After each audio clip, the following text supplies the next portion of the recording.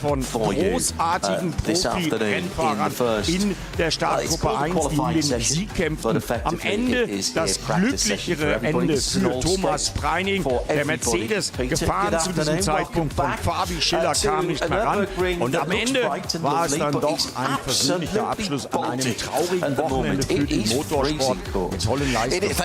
Der Lamborghini auf der 2, der erste Verfolger vom Scherer Audi mit der Startnummer 16. Dritter Thomas Preining beim Mantai-Heimspiel, der Prolog mit einem persönlichen Motorsport. It was saying 85% chance of rain. I'm glad it's wrong.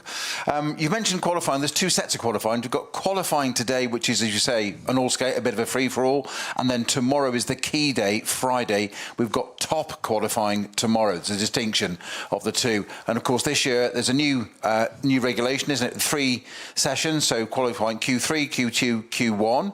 Very similar to the way it runs in Formula 1, so it just makes everybody understand it. Sorry, my apologies. Yeah, 1, 2 and 3. Correct, sorry. TQ 1, 2 and 3. We'll probably talk about that a little bit more tomorrow, but we'll give you some insight into that this afternoon. The temperature reads at 8 Celsius. It feels a lot colder than that in the wind, which is actually coming up from the southwest. Normally is where the weather comes from, and normally makes it a little bit warmer than that. The first thing that we've got to say is that this is a huge crowd.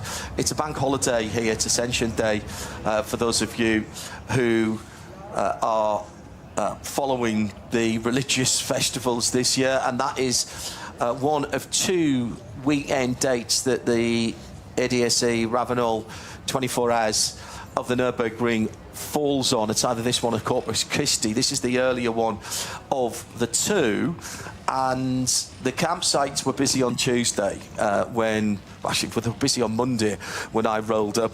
It got busier on Tuesday, more yesterday, and last night as we were leaving after our special midweek motorsport, it was absolutely bonkers, the amount of people coming in. Today, as I say, there'll be a lot of people coming in as it's a holiday. It's called a bridge weekend here in Germany because you only have to take 1 extra day to have Thursday, Friday, Saturday, Sunday off, and that's why it's always around about this time of the year. Literally a movable feast in terms of the religious calendar.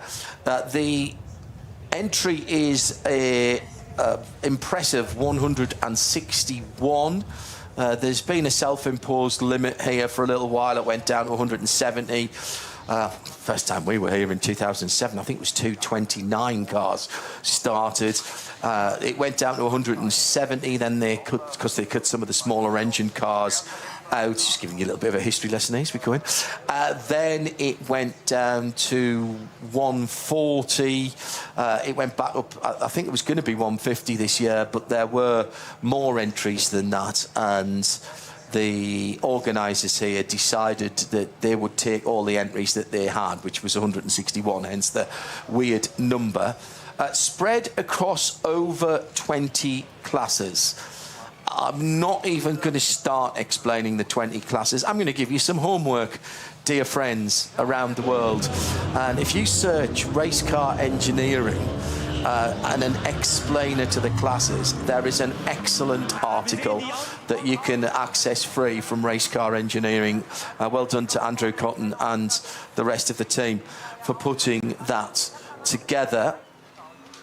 We have a green flag spot on time for this session, which is just on 2 hours, and we'll see pretty much everybody going out here. There are an awful lot of drivers here who are getting their first go at the Nürburgring 24 hours. Spoke to Michelle Gatting, for example, last night when we were doing that midweek motorsport special. 5 days ago, she put her deal together. She did her permit to allow her to race here in the big class last year with Porsche, and she's in a Porsche this year. She's in one of the Mühlner blue, black and white cars, but it is in It is in a Cup car that she's in, and she's never driven it before around here. We've got Jake Hill. He is with Lion Speed, with Kyle Tilley and Patrick Kolb amongst his driving partners. And he hasn't driven here in the wet yet, but he's looking forward to, again, first time. Now, that is a GT3 car, so it's his first time in the GT3 car. And so on it goes, because there is an absolutely huge amount of drivers here, as you might imagine, with 161 cars. Pretty much all of the garages have 5 or 6 cars in.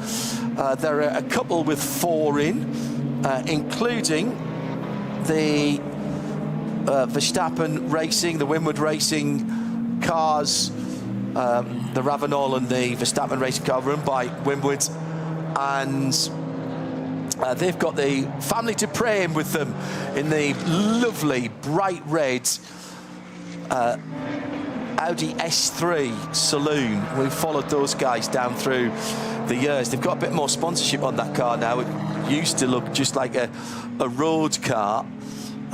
Couldn't get into that garage last night, and we're not going to get access to that garage either this weekend, unfortunately. So we won't be able to talk to them this year. There's a Cayman Club Sport in that garage as well. So better conditions, Peter, than we've had this week so far, as we've gone green for the first time. But we should mention the weather forecast for the weekend is, shall I say, mixed and changeable, because every time I look at a weather app, it seems to have changed its mind. Yes, it does. I'm thinking, so I was just watching a car slowly on the screen there thinking, why is it going so? It's because it's about to join the track, so it caught my eye, my apologies. Yes, as I said, this, looking out of the window of our commentary box over the pit straight start-finish line, it is fabulous to see some blue sky and white clouds, when I wasn't expecting that at all. I hope it stays this way. I've got a feeling it won't. Just one of those things. But rain, it's never ideal. It makes the racing far more exciting and usually gives us a lot more to talk about as commentators, because things happen and jeopardy becomes part of it. The drivers don't always like it. Some do, some don't. People love racing in the rain, some don't. I'm one of those weird freaks of nature, as you know. I thought I'd say it first, that enjoys racing in the rain.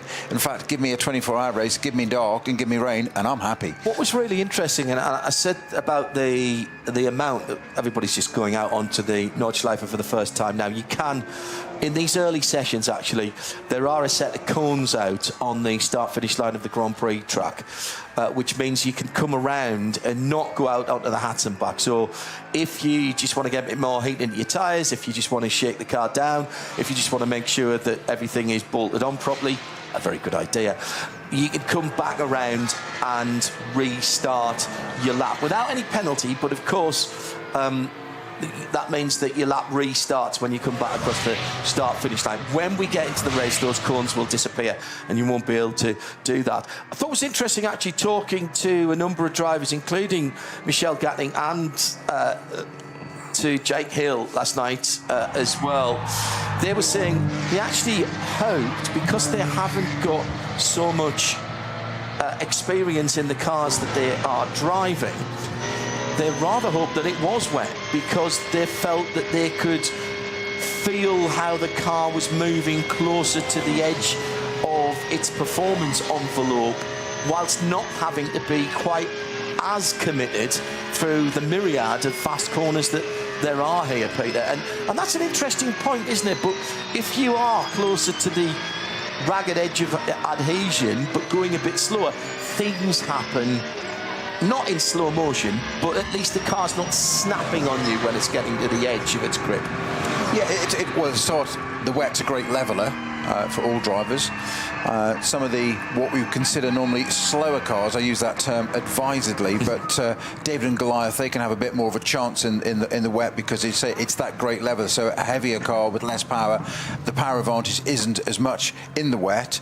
We've just got our first, I'm going to say retirement, that's not the right phrase, but the first car to have stopped hasn't even got off the Grand Prix circuit, unfortunately. That's our number 909 Kramer Racing Cup 2 Porsche. It's either Peter Sander, Christian Kramer, or Leo Messenger at the wheel of that. I'm just going to try and find where that is. Sorry, who it is who's driving that, but the car is currently it's on the back section. So the bit you were just mentioning about, John, it's got all the way out there. That's our first Code 60 of the weekend. Undoubtedly not the last. Well, no, most certainly not. That's one of our Cup 2 runs. Cup 2 cars would be very interesting. Now, we're talking about speed differentials and things there. Cup 2 runners in the dry, because they've got so much power and not as much aero, they're actually the fastest cars on the straight parts, as in dotting a her, not the SP9 GT3 cars, would you believe, which is quite extraordinary. So you'll get a Cup 2 3 car overtaking a GT3 car. It's quite extraordinary sight to behold here, of the many things you see at the Nürburgring that defy physics. Indeed. But they don't actually. That's the point. They don't defy physics. It is physics that makes it faster. Less drag, more miles per hour, basically, is what it comes down to. Hello to those of you listening around the circuit as well on our audio service, part of the Radio Show Limited network of channels, live and free for everything this weekend. So wherever you are in the world, you can take us with you. You go to radiolemans.co or radio-show.co.uk.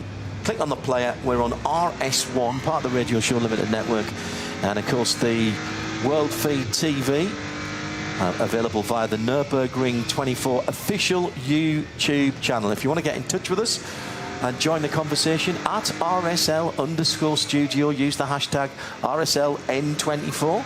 And we've already got some people doing that. That comes up in the screen in front of us. Hello to Right Turn Lover, listening in, overlooking Hock Asian. Some of those better be Asian than hopefully Hock and close to Tal. Very good. Very good indeed. At RSL_studio, hashtag RSLN24. Matt Hunter is tuning into the feed from a sunny but windy Devon in the UK, introducing his workmates to the wonders of endurance racing over the next couple of days. Oh, very good, Matt. Very good indeed. I'm not even talking about times at the moment because we're not getting any full lap times. If you are coming to us from other forms of racing, and I'm sure that many of you will be, cleanse your mind. Cleanse your mind completely of any other racing that you've ever watched. I even include those of you who follow us in World Endurance Championship, IMSA, the 24-hour series, Bathurst, all of the other great events, Le Mans, that we cover. Even Le Mans, you cleanse your mind. Le Mans is 8.5 miles around. This circuit is pretty much twice that. It's a little bit under twice that around the Grand Prix track, the version that we use here, and onto the Nürburgring Nordschleife. Got one of the Audi touring cars facing the wrong direction, and that is the very brightly coloured number 621, which I was talking to the guys last night. They're very excited about that car, and he's pointing back in the right direction now. Is it 621 or is that 921? Well, it wasn't upside down, was it? 821. See, I remember the colour, but not the name. From Sharky Racing. Yeah, just two drivers listed on my list. That's Max Heidler, and Sasha Seigert. A couple of Germans there in the DSG, number 821. As I was saying, cleanse your mind of other motor racing. Lap times here, I'll get back to that in a moment. One of the GR Toyotas is stationary on the Grand Prix circuit, and that, I'm afraid, is not good news for one of the Toyo tyres with Ring Racing cars. This is one of the VT2 rear-wheel drive cars. 520. The Supra of Ring Racing. Takuma Miyazono, Masato Kawabata, Okato Matsuyama, and Jin Horino, all four Japanese drivers, and Itsukoto Matsuyama behind the wheel. He's put his hazard flashes on. Lap times here are long, very, very long. Being 45 seconds off the pace is nothing here. Being 3 minutes, 4 minutes, 5 minutes ahead is nothing here. That's half a lap. So when you see these big gaps during the race at the weekend and you think, oh, my guy's doing rather well, or my guy's doing rather badly, or my team's not performing, it's a 9 to 10 to 11 minute lap, depending on the classes of the cars. And therefore, those time differences that you're used to, oh my, somebody just lost 0.2 of a second. Nah, forget that. Forget that. There will be sectors where people are losing 5 seconds if they catch it wrong or catch a code 60. The other thing that you're going to have to think about, Peter, is we don't do safety cars here. There will be no safety cars, because this is in some ways a throwback, but in some ways, and you've raced here, it is responsibility being put back to the drivers to have respect for their competitors and for the safety workers. Yeah, it's the age-old comments from your engineers in the car. They'll ask you what's doing, and you'll come back and say, well, what do you advise? And they'll say, well, you're in the car, mate. It's down to you. Yeah. Just very, very quickly, John, I know you said it's not about times there, but the first 2 times have come at complete laps. Grello, Manti Porsche 911, has gone second fastest. The fastest car on the circuit at the moment, though, is the BMW M3 Touring. Just had to say that. Sorry, that's a sentence I had to say. Yeah, this is the underpinnings of an M4 GT3 that has been given a BMW M3 estate car, wagon, touring body. Started off as an April Fool's joke last year, and Andreas Reuss and the guys at M and Motorsport sort of said, you know, we could do that. We should do that. They have done it. It's running in SPX.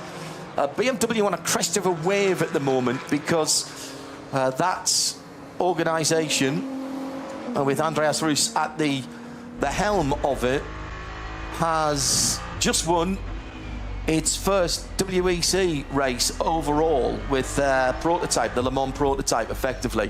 And they were first and second at Spa last weekend. Quite a lot of the people have come straight down from there. That's BMW M3 Touring just on the hat and back now. It was in a testing livery before. It's now in the most incredible black front with the bright coloured stripes on the back. It's going to be a modeller's dream. We're all wanting the slot car already. And I'll tell you now, I'm going to have a little side bet with you. I think that'll get through into top qualifying 3. And I think they want pole position. I think they want to win pole position. The car runs in SPX. We've got a fire in the pit lane. Is it steam? Oh, it's steam, I think. Is it steam? Yeah. I'm hoping it's steam. Jens Klingman at the wheel of the Touring, by the way. Yeah. I totally agree with those 2 statements that I think it'll get through, and no reason why it shouldn't. I don't think it'll grab pole. Right. I would love it to, and I know they want it to. I just don't think it will. But the most respectable time therefore was a 9:06 straight off out of the box. Now, the car that's in strife, and it is steam, you're Number right. 7 Lamborghini. That is the Conrad Lamborghini. We've also lost, John, by the way, the first of our SP9 runners has stopped. SP Pro cars as well. The 24 Lion Speed Porsche has stopped out on the circuit well. Now, that is very bad news for somebody I was talking to last night, because I'm pretty certain that's Patrick Cole and Jake Hill car, along with Kyle Tilley. No, the 24 car is Heinrich Van Toren. Oh, it's the other one. Yeah. Okay, sorry. That's the other one, okay. So Lawrence Heinrich, who... Lauren Heinrich, relatively newly minted LMP driver in the States, prototype driver in the States, coming back to his GT roots.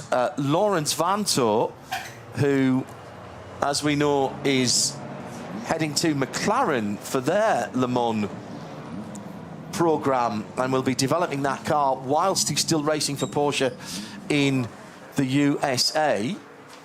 The Dacia is out. That's the 300 car. That is the blue and bright green machine.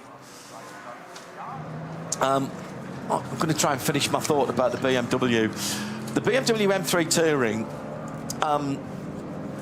I had a chat with Andreas Reuss about that car prior to the first WEC race, and there has been an SPX on pole position here before, and the trophy that will be handed out tomorrow is named after it. It is the Glickenhaus Trophy, and the Glickenhaus took pole position here from the SPX class. SP9 is for the homologated GT3 cars. SPX are the cars that have a similar performance to that, but aren't an homologated global GT3 car. And right now, the Touring isn't. So there's a interesting battle going on. The HWA Evos are in SPX as well, I think, if I remember rightly. We've already got now somebody's gone into the barriers there, because that is a barrier recovery. And that's the line speed car. That's the number 24 line speed car. Metzgerfeld. That's why we've got a code 60 there. Right. So that's the other thing. I said to you that we wouldn't get safety cars. What you will see is track vehicles, and you might be saying, if you've come from other areas of motorsport, and making other strange noises. Again, as we were talking about earlier, it is down to the drivers to be responsible. Now, if they aren't responsible, they can be taken out of the race. You can have your ring permit, which you have to work very hard to get nowadays. You can have that revoked within the race weekend, indeed within the race. We saw it at the, I think it was the qualifying weekend. At least one person had that happen. We've seen it in the race in the past as well. And this is putting the responsibility back on the drivers. It's not a disregard for safety, not at all. Quite the reverse. And there are all kinds of panels and onboard features of the cars and safety features. The whole track now has got fibre all the way around, fibre optics all the way around it, so that we can have cameras around there, and that the marshals posts are all linked together. That's not to say it's not still dangerous. Of course it is. Motorsport always is, and you can't mitigate for every eventuality. So we are, what, 20 minutes in? Well, I'm no PR man, John, as this next statement will probably validate, but it would be great at the moment if you could just put this little soundbite out. At the moment, the fastest car on the track is the BMW M3 Touring, and it is currently 5 seconds quicker than the second place car, a certain Max Verstappen in the Wimbledon Racing AMG. That's a great bit of PR for a minute for the BMW, isn't it? Everyone likes a fast wagon. Exactly. And as we say that, of course, it's usurped by one of the Black Falcon cars. I've got it just in time, then. It is the number one car, appropriate enough, that's gone to the top for... sorry, no, it isn't. It is the number 5 car that's gone to the top for Black Falcon, Gabriele Piana, who has just popped up to the top in that very gold-coloured car. It's gold, mate, gold. Lovely. Gold and orange and black, and there's some fantastic liveries here this year. And there is a spotter guide for all 161 cars, expertly done. So what a fabulous mix at the top already, John. I know it is only early days, and it's just a little bit of an eye to where we might be going, but fastest car at the moment is a Porsche, followed by the BMW, the Touring we've just mentioned, the M3, Mercedes AMG third, Schumacher in the Ford Mustang in 4th, Van der Linde in the Rover Racing BMW, and it takes until 6th place to have Iancan Guven in the Manthey Porsche 911 Grello in 6th place. Good mixture at the very top there. Different manufacturers, always good to see. Open tyre formula for this race. That's a good point. Everybody can use what tyres you want. It's absolutely brilliant. I love that about this series. I counted 9 different tyre manufacturers when I walked down the pit lane. I may have missed one or two because it was throwing it down in rain and quite cool last night when I was doing the live into midweek motorsport. But as Peter Snowden points out quite rightly, it is an open tyre formula, and another problem with an overheating car. And he's been hit by another car. And that... It was one of the Mustangs 988, I think, that was stationary, John. Is that one of the Mustangs that's hit him as he's come through? Looks like it. 64, 65 and 67, the Mustang, the car that was stationary. Fortunately, the driver was out but hadn't moved away from it, and it looked like it was already having a problem with either smoke or steam coming out. It was one of the Cup 2 Porsches with the turbo body. What number did you reckon that was, Pete? Well, I thought 988 at a quick glance I saw, but that doesn't seem to compute. Well, there's a whole load of Team Zork Rennsport cars in that Cup 2 and Cup 3 area. 900. You think it was the 900? It is 900. Okay, so that is the one of the Black Falcon Team Zimmerman cars. Yeah, Cup 2 Pro, yeah. Paul Meyer from the Netherlands, Ben Kolowski from here in Germany, Ben Heitz from Chile, and Alexander Hart from Deutschland, from Germany, excuse me. And what was the other car that hit it? Well, I think that's stopped too soon to have done that. But it was. The Porsche was stationary, and the driver was on the track side on the gravel watching it. It's the 146, 146 Porsche that's hit it, and he was standing there trying to get marshals to it, and the Porsche, the other one, 146, just which is the GT tyres and car, just clattered into the back of the 900. This is on the Grand Prix circuit, and the GT tyres number 146 is one of the WS racing cars, which has got Carrie Shiner. This is the all-female crew car with Fabian Volvent, Michelle Holder, Janina Schall and Carrie Shiner. This team has been together before, and just coming out of the Schumacher-esque there, was it? On the Grand Prix circuit. And the driver just wandering around at the side of the car. It already had a problem, and there was steam or smoke coming from the original car. So two Porsches. Apologies to Ford, who I probably scared the life out of. I just saw a Ford Racing Blue car going through. Actually, one of... No, you're absolutely right, John. Out to the Schumacher-esque, exactly where it was. Yeah. Well, that bit at least I got right. But that's what's alarming there is that the driver was standing at the side of the track trying to get marshals to the car, quite rightly, as you would do in that situation. But then gets the other car, the 146, went between the pair of them and hit the back of that car. He wasn't even aware of it. Oh, she wasn't even aware of it. She was standing there, and it's taken the left rear. I think that car was off the stationary car, and the front right off the 146. So the 900 left rear, they're going to have severe damage there. I would be surprised if the 900 is repairable. Well, I think that car was already having a fire, if I'm honest. Yes, I think that's why the driver was trying to get the marshals to it ASAP. Yes. I agree, exactly what they were trying to do. Yeah.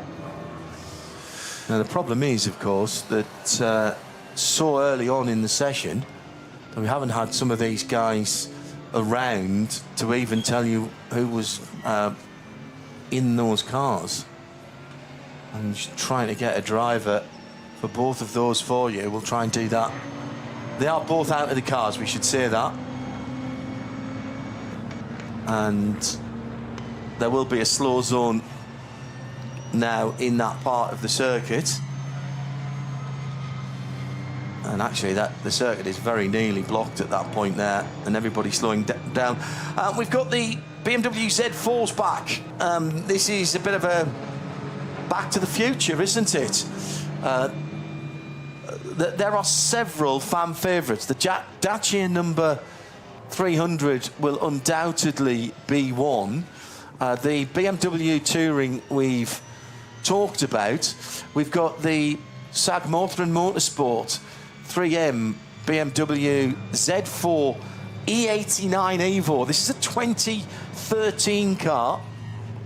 The number 36 has Julian Reer, Ralf Schall, Henry Valkenhorst, you recognise that name, Christian Scherer in that car.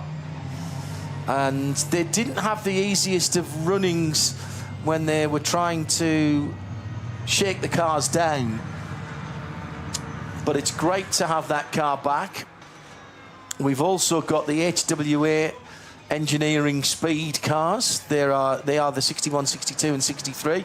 Look like an old Mercedes 190E touring car, DTM car. Look like it. They're saying 525, 40 horsepower. It's a V6 twin turbo now rather than the old DTM V8 engine. And whilst the centre section owes something to a 190, the rest of the car has been specifically built for this race. And glorious they look too as well. Top of the shop now is the Audi R8 LMS of Max Kreuzer Racing. Ben Löchter behind the wheel of that car. And time for that one is an 8 minutes 54. So this is getting a bit more interesting. The HRT Ford Mustang GT3 Evo, the number 67 car, and that is in second but leading its class. So that's an alternative fuel car we've got at the top. Nürburgring and the ADAC 24 Hours has a rich history of bringing new technology in. We've had hydrogen cars here in the past, diesels. The alternative fuel cars, for the most part, I think this year are all running on renewable fuels. As the Black Falcon, Giorgio Piana, goes back to the top in the number 5, Gabriele Piana, sorry, in the gold Porsche. Yeah, only just though. It was 854.2 for the Audi and 854 dead now. It was the Mustang, you say, in HRT Mustang, Dennis Olsen in third place. Harry King in the high-class racing Porsche in fourth at the moment. That's the number 86, which is the dark red and white striped car. Really nice. High-class by name and high-class livery as well. Really suits the 992 body shape. Then the McLaren Der Motorsport. Is it McLaren's? Yeah. Yep. Won last weekend at the Spa 6 Hours. Their first victory in the WEC. Then Schnitzerlam Racing GmbH for the SP9 class. If you're not from around these parts, the sponsor there, Schnitzerlam, is a restaurant that specialises in... Anyone? At the back there, Bueller? Yes. Oh, Schnitzel. No way. All schnitzel all day. And we've been saying that for such a long time since they came into the NLS and to the Nürburgring 24 Hours, and we've still not had a plate of schnitzel delivered. We live in hope. We live in hope. At RSL_studio, use the hashtag use the hashtag RSLN24. Hello to Matt Hawkins, listening in. He says, classic start to the weekend already. Yes, it is. I hope you're enjoying it. Good to have all of your company from around the world. Late in the evening, what's 9:45 in Sydney, Australia. I know a lot of you will be sitting up watching that. Again, at RSL_studio. So Porsche on its way back is the... What's that Porsche, Peter, on the back of the flatbed as it comes through? I'm not at the right angle to the screen to see that. Is that the 146 that's been brought in, or the 900? I thought they would have brought it onto the... It's a green and white car. That's got to be the 146 because the front. Oh no, that's the Lion Speed car. That's the number 24 Lion Speed car that went off. Of course, the first code 60.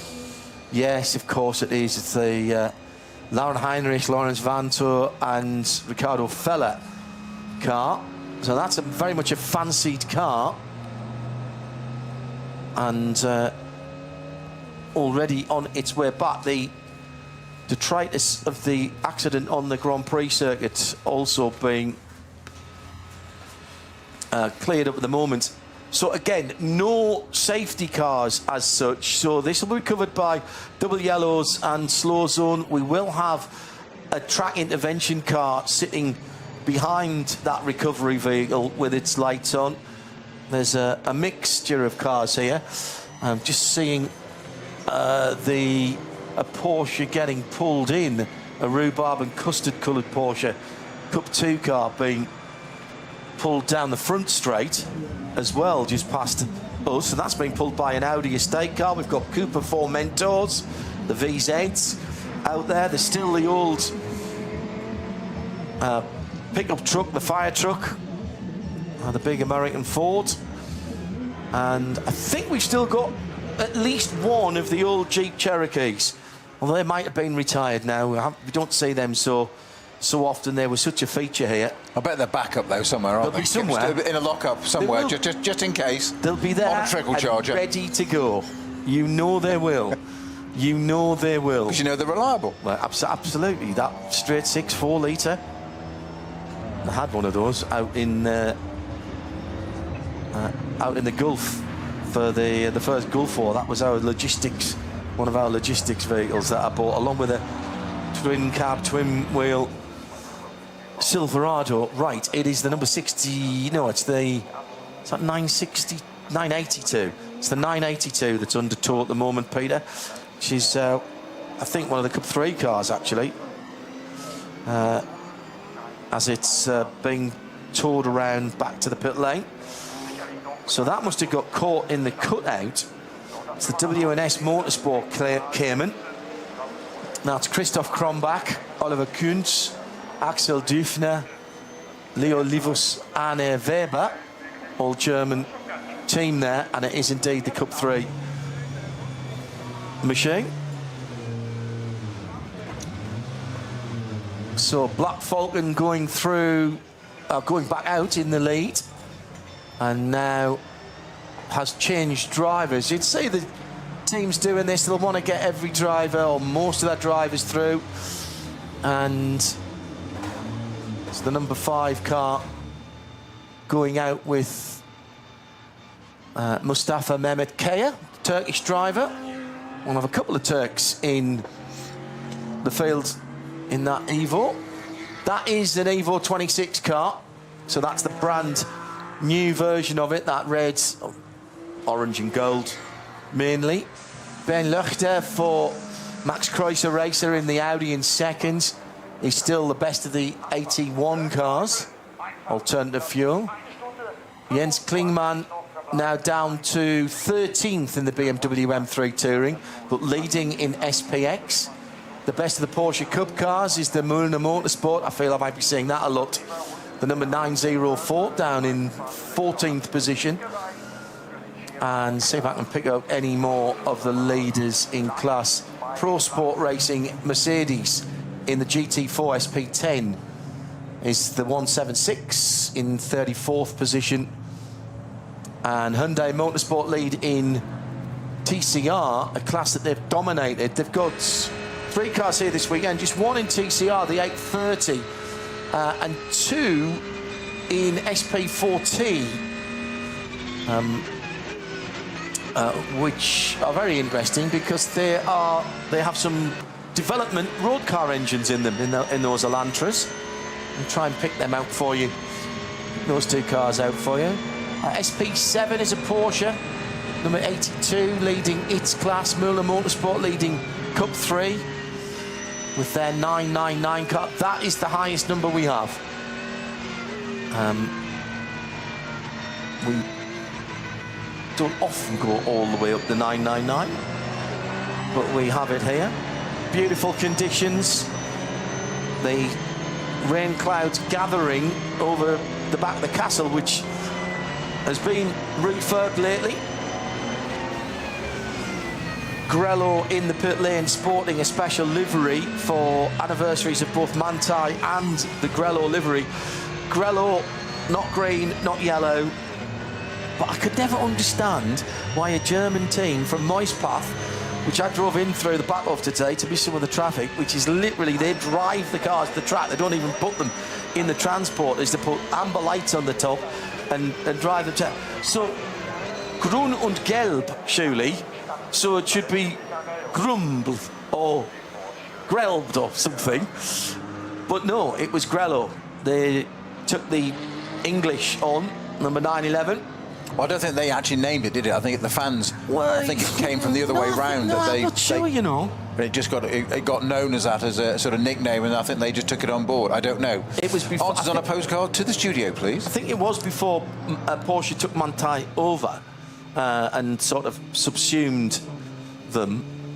Olaf Manthey, he of the fabulous handlebar moustache, and surely the only team manager to have a Haribo sweet in his image. The special Haribo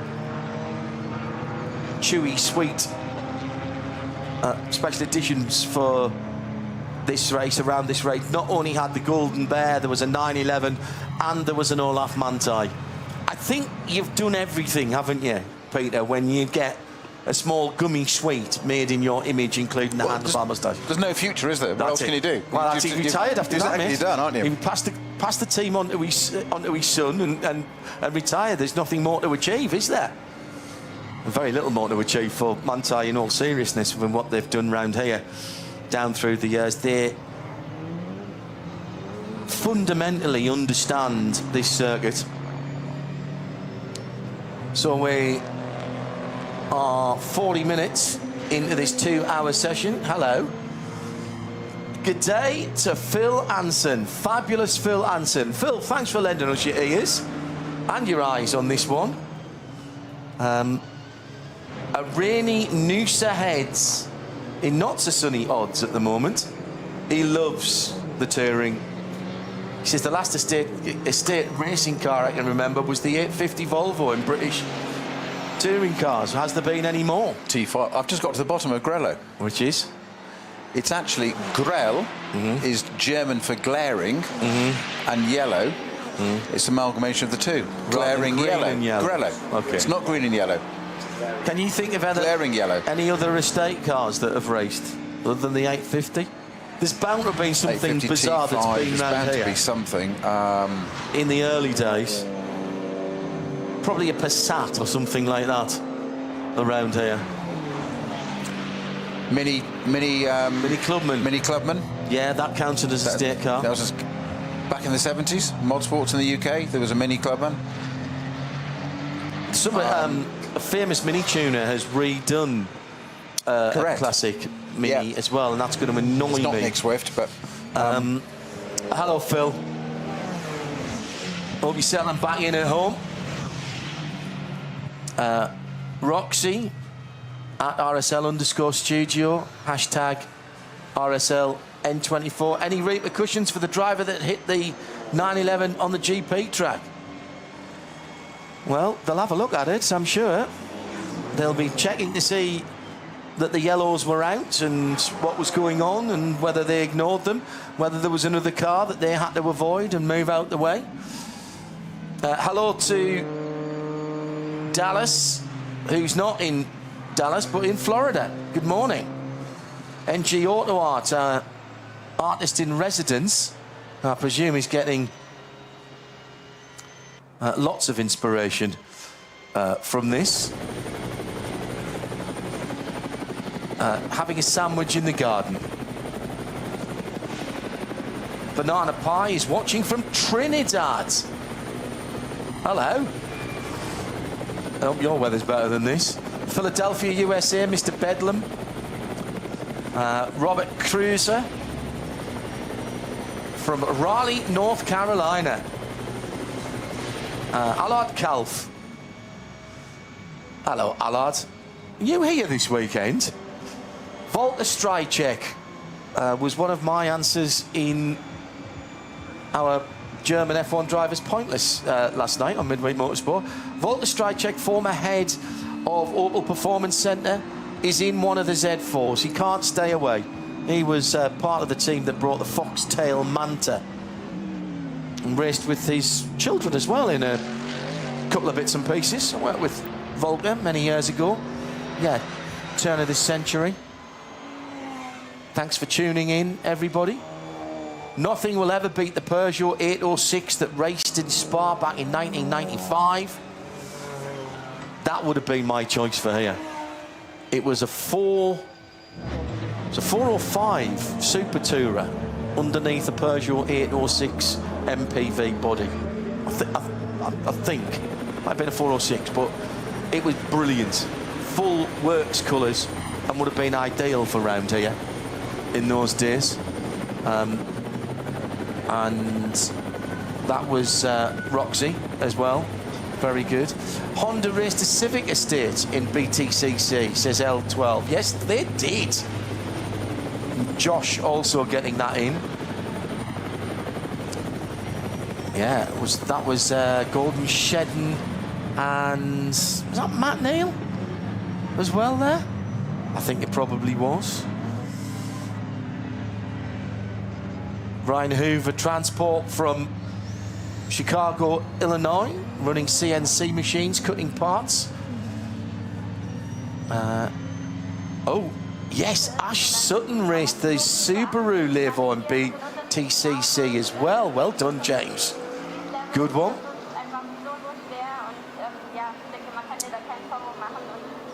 Hello to Sometimes, heading into work in Virginia. Commuting and listening to racing. And KC1881 preparing sleep schedules to watch as much this weekend as possible. We had an Opel Astra Caravan in N24 here before. Thank you very much, René de Boer. And an Audi RS4 Avant and a Citroën XM brake. I remember that Citroën. Excellent. The Dutch Caribbean are tuned in as well with Chris from Curacao. 30 degrees. Can you package some of that up, please, and send it as an attachment? Winward Racing to the top now with their SP9 number 80 car. And the time now down to an 8:45. This is getting a bit serious, Peter, here. People, I suspect, and that's the Mercedes AMG Team Ravenol car. Maro Engel, Lucas Stoltz, Fabian Schiller and Maxime Martin. And it's Maxime who's done the time. Watch him if it gets wet here as well. And apparently, Daniel Reynolds telling me there was a Commodore wagon in the Bathurst 12 Hours about 15 years ago. Brilliant.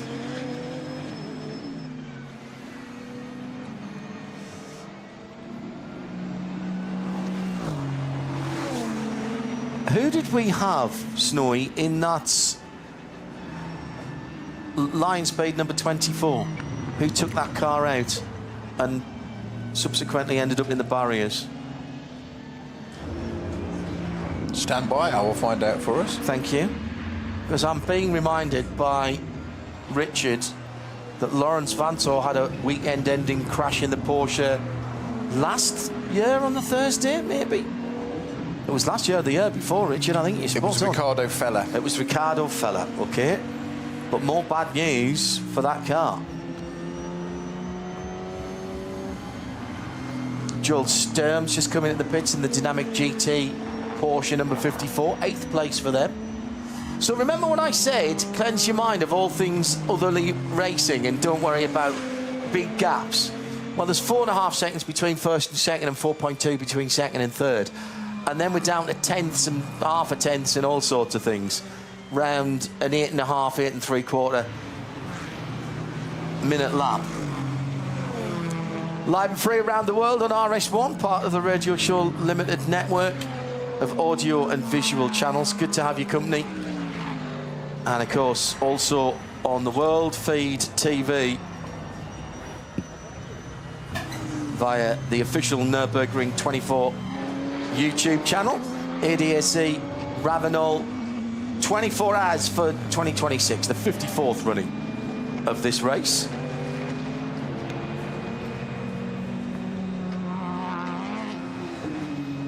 Now, first car the car's just gone to the top of the timesheet, John, with never mind an 8:45, we're down to an 8:42 now. It is Augustus Farfus in the Rover Racing BMW M4 GT3 Evo. It is car number one. It is position number one. Why is it car number one? Because it's last year's winner. It's Kelvin. I've got Kelvin van der Linde behind the wheel of that on the other timing screen. Farfus on my screen here, so isn't that very interesting? It does have Raffaele Marciello, Jordan Pepper, as well as Kelvin van der Linde and Augustus Farfus in that. My apologies, Farfus in that car. That has just been usurped, however, by our number 44 entry, which is indeed the Falcon Motorsports Porsche, and that has Maurice Schering at the wheel, who's just popped in a 8:41.4. Now, the car that was in the pits for quite a while, I noticed, was number 3 entry, the Team Verstappen, Mercedes. Max Verstappen took that car out to start with, and they did a driver swap, so that'll be out and there. But we're getting some of the top hitters, top names, sorry, coming to the hit at the top of the list now, John. Schering, Farfus, Van Tool, Martin is in the number 80 Winward Racing Mercedes. That's Max Martin. Max Martin, my apologies, yes. And Kevin Estra in number 9, 11 Grello. Christopher Haase is in the Shearer Motorsport in 6th. And alternative fueled cars now is in 19th. That's got Tom Coronel at the wheel, who's just popped. He was 7th, he's 8th now, but it's still the first alternative fuel car leaving them from the Max Cruiser Racing entry, R8, with its teammates just behind it with 8th and 9th. Yeah. Well, we've got another Trinidad listener and watcher, TK Wound, behind earlier on. I don't know if you two know each other, but, you know, welcome. Watching from work in New York, Lost Matrix. Don't worry, I'm doing nothing important other than qualifying, other than watching the qualifying. And James says, would the Ferrari bread van count as an estate or a tourer? Interesting. I think I'd put that in a commercial class. Yeah. Rob Fitzgerald reminds us that in the early 2010s, the UK VAG Cup had a VW Caddy racing against all the cars in full RAC recovery colours. I seem to remember that. Boise, Idaho tuned in, and this is Caden. Just woken up, I'm having a coffee. What's happened to the 24 line speed? I think it was the first lap out, as we've just had a spin for the 653 BMW, and he wants to go and put the lottery on, because that little BMW just had a spin at the Hudson back, end of the Hudson back, and not hit anything. And yeah, but he did the right thing, John. When the car spent, he did exactly what he should have done, which is, if you remember, the dear old Jerry Marshall, icon of national motor racing in the UK, always said with these young drivers when they spin, he said, get on the brakes, slow the car down. Was that the 7 Conrad? The 7 Conrad car going around on the Grand Prix circuit, the Dacia running long. Long? It's taken to the car park. Well, I tell you what, he might have to show his pass to get back in from there. The 653 was one of the Adrenaline Motorsport Team Manhattan Wales car. The Ben Pitch and Laurent Lapara and. But they didn't hit anything. Just finished the question of the... from Caden, what happened to the 24 line speed car? I think it was the first lap out onto the Nordschleife, contact with the wall at Metzgerfeld, and did enough to need some barrier repair there for Ricardo Feller, who we only saw one long shot from behind, which appeared it was just buried in the barrier, not massively heavily, but it looks like it had understeered off or something. Somebody's dropped a whole load of fluids on the way up to the top of the foxhole, that is, just coming out and up over the top of the brow. That's a very fast place there. That's one of the older track vehicles that's there, one of the American pickup trucks.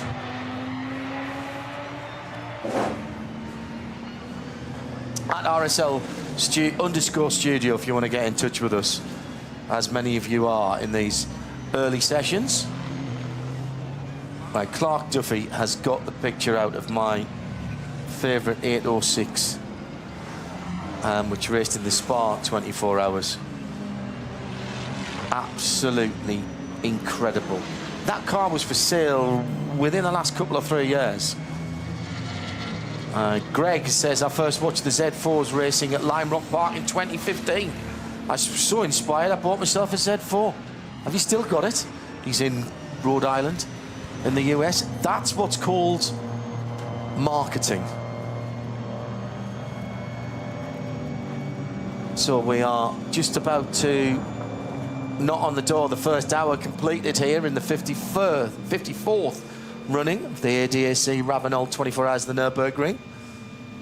Nicky Katzberg's just brought the Lamborghini Huracan of Red Bull Abt into the pits after an 8-minute 40 dead. New fastest lap of the race from Falcon Porsche number 44 in second. The two, what used to be the two Falcon cars, the 44 is still a Falcon car. The other car, which I think from memory is the 17, is now in Dunlop colours. But we've kept hold of the, yeah, it is the 17. That's the Julian Andlar, Donian Barcolacci, Nico Menzel, sorry Nico, and Alessio Picardiello.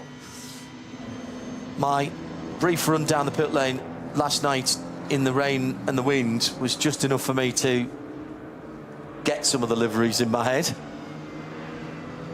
Was really more concentrating and not getting hypothermia. So Nicky Katzberg's now taken the Red Bull Lamborghini Huracan to the top of the time sheet currently with an 8:40. Just come back in the pits, Peter, as I mentioned, yeah. And what he did was, he did the lap, finished it, and then came round and did the cutout and came straight back into the pit lane, which is quite... You can do that now. You won't be able to do that later on when we get to racing.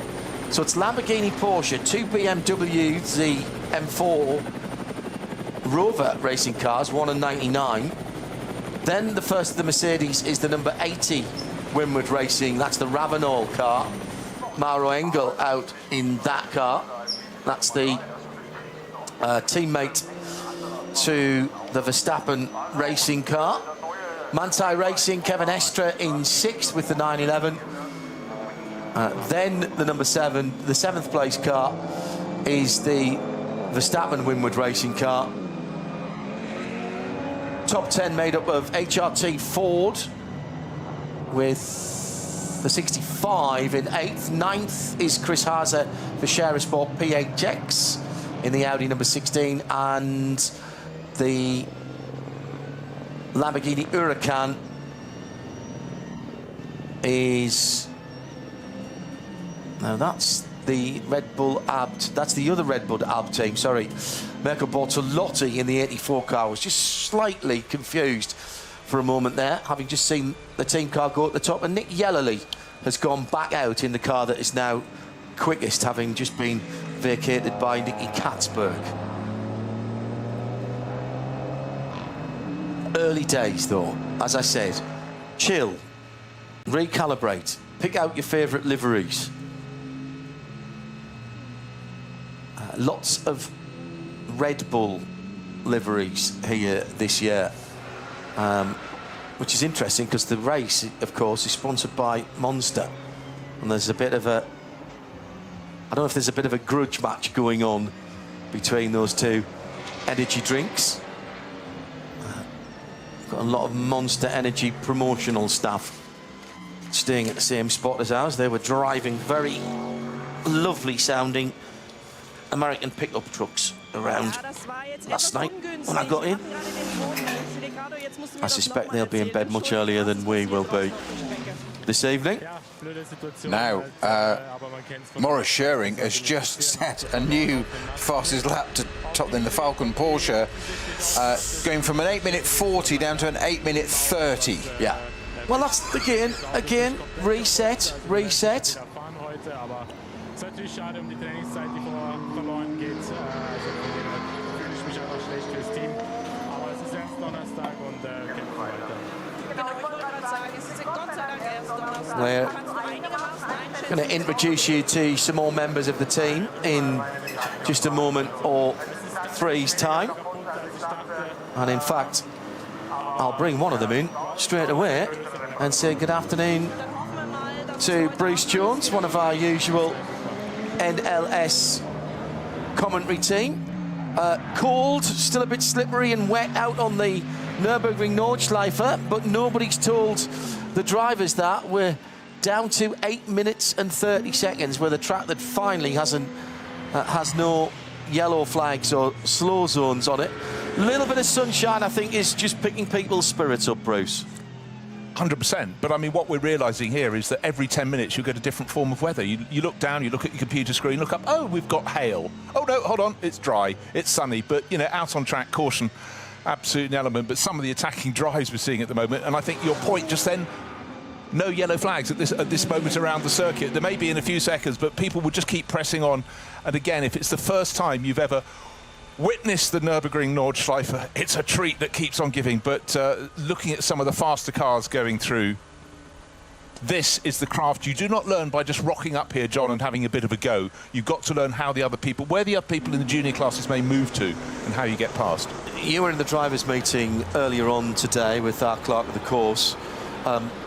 Multilingual, there's normally 2 or sometimes 3 driver meetings, 1 English, 1 German, and 1 as a catch-up for pretty much anyone else, because there are so many. But I don't think there's actually a room here where they can get all the drivers in at once. No chance. Not. What do you think about it? Let's do the numbers. Let's call it 3 drivers per car. As you say, some have more, but that's still 540 drivers if you've got 3 per car. But we know fully well it's over 600.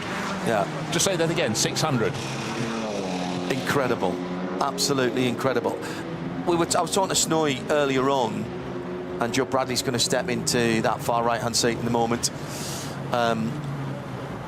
about the responsibility firmly being put on the drivers in terms of whose responsibility it is to be safe on this circuit. The word unique is overused and incorrectly used in a lot of scenarios in the modern world, but there is nothing like the Nürburgring Nordschleife. You can argue that every racetrack is unique unless it's been built as a copy of another one, but this one has a character of its own, it has a rhythm of its own, and because of its length and the speed differential and the 20-odd classes, it has requirements from the drivers all of its own. Yeah, and basically the word that springs to my mind, John, is the fact it's relentless, one corner after another, and many points around the circuit there is very small amount of, let's say, line of sight.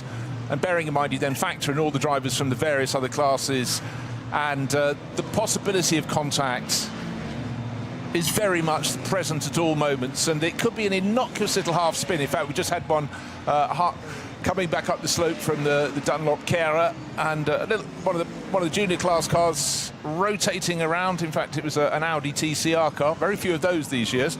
Obviously, things have changed a little bit. Second time that car's had a spin. Is it? That's right. Number 821, and that had a spin is that the first corner again? I think it was actually, yes. It was a bit further up the slope. One of the more unusual cars here is the KTM Crossbow in a very fetching dark red colour, entered by Writer Engineering, who've done an awful lot of the development of these cars. Audi engines, that's running in the GTX category, and with the clamshell on the front end of it. Looks like a spaceship. It still just draws everyone in when you look at it. It is something different. It's been around for quite a while now, but what you see now in terms of KTM is not what we saw a handful of years ago. Everything has been advanced. They've got some good drivers in there. Lawrence Hur, who knows this circuit well. Miklas Born, young Swiss driver. But yeah, something different. I approve of that. Already getting some penalties in that will affect cars in the first race lap. The number 440 not respecting the speed limits. 30 seconds at the end of the race lap. Good afternoon to Joe Bradley. Good afternoon, John. Welcome to this year's event. Some thoughts from you on this early running, the weather, the entry, and then it'll be Johnny Palmer. Well, we've had all seasons, haven't we? We've literally, since we arrived here, we've had bright sunshine with warm, ambient, beautiful sort of sun tanning weather. And then it rained, then it hailstormed, it actually snowed, and it hurt. The hail was actually hitting my face, my recently sunburnt face. And it was actually staying. And then the rain went, and then the hailstones went, and the sun has come out, and we've got a beautiful weather. Beautiful sunshine, I should say. However, the ambient temperature is still barely above 10 degrees. The track temperature, though, guys, will be getting up there because the sun has got some energy in it, and it's kind of perfect track conditions. It's recalibration time, though, isn't it? Whenever we get here, I use this session to recalibrate. It's such a long lap here on the Nordschleife and the 24-hour race configuration of the Nürburgring. It literally takes ages to get around, and you can't look at it. I mean, one of the sectors is longer than a conventional lap at, say, Spa, for instance. So it's a recalibration afternoon before we get into the weekend. Well, imagine what it's like for the spectators. They come out with a jacket, no, a bit hot in that. They take it off, get a wind cheater. No, I've got rained on. I'll take that off. Oh, what's happened to our tent? You know, it's an endurance event. And if anybody has never, ever been here before, you cannot believe we have tens of thousands of tents and caravans draped over the hillside. And coming in this morning around the Nordschleife, the very southernmost part of the circuit, I literally was flabbergasted. John said this was a unique track. It's a unique event from the sense of the fans that come here. We've been out there. If you go out there and you venture out on the track, around the track in the fan areas, you get quite an array of German thrash metal.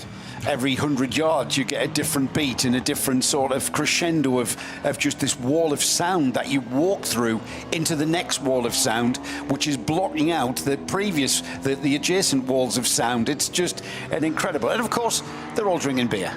Naturally. Good afternoon, everybody. Welcome if you're just joining us to the 54th ADAC RAVENOL 24 hours of the Nürburgring. This is the first proper qualifying session of the week, and it's a great time for us to come in because the gentleman who's been grabbing a few headlines, it's fair to say, ahead of this year's event has just gone quickest in the session. Max Verstappen in the number 3 Mercedes, the Red Bull-sponsored car, doing an 18.539, which puts him 8 seconds clear of the rest of the field. It's been tricky out there with some damp patches here and there, plus, of course, lots of incident as well. So Max not only doing a splendid lap, but also finding the gap through the various incidents as well. Looking at that lap, I mean, he was astonishingly positive, let's say. He wasn't leaving anything out there, but, you know, there's an element of frustration you have to learn to curb here on the Nordschleife. Very few laps will be entirely clear of yellow. His early laps were stymied. He had a visit to the pits. He went out, but the onboard footage just showed he was not going to let half a chance go. If he could shorten the line around the circuit, he was doing it. But this is not his first play here, don't forget. He's already had 2 runs in the top class and 1 run in a junior class, which is essential to get his ring licence. Is anyone else going to get in that car, by the way? Because every time I've looked in this session, Max Verstappen has been the name associated to the car. I don't know what the programme with the other drivers consists of, but they're giving him a lot of seat time this afternoon, for sure. Well, in fairness, looking at the others, Lucas Jules Gounon and Danny Juncadea, they all know this circuit very, very well indeed. But I guess Max is doing the early hard yards. There's another qualifying session this afternoon because he's probably going to get back to the track. He's probably doing a 24-hour I-race as soon as he gets back to his caravan. I think that was last weekend, so he's fine. He hasn't got that to distract him. They're clever enough not to organise them on the same weekends. There is an important thing to be ticking off for every single driver in the race, though, in that they've got to do 2 flying laps at some point during the 3 qualifying sessions. You don't have to do it in each session, but this is treated, the standard qualifying sessions are treated as kind of 3 sessions bolted together. So the quickest times in the various categories could come in this session, could come in qualifying 2, could come in qualifying 3. But at the end of qualifying 3, all of the divisions that aren't permitted to run in top qualifying, their grid positions will be locked in, certainly for start group 2 and start group 3. Because yes, folks, if you've never experienced this race before, there are 3 individual grids all set off at 2-minute intervals. Because otherwise, you imagine trying to set off 161 cars all at once. The final rows, in fact, from about one third back to the rear, can't even see the lights. They wouldn't be on the main straight. So having to do it in 3 separate groups, which is very much traditional in this race and in the Nürburgring Langstrecken series, the shorter 4-hour affairs.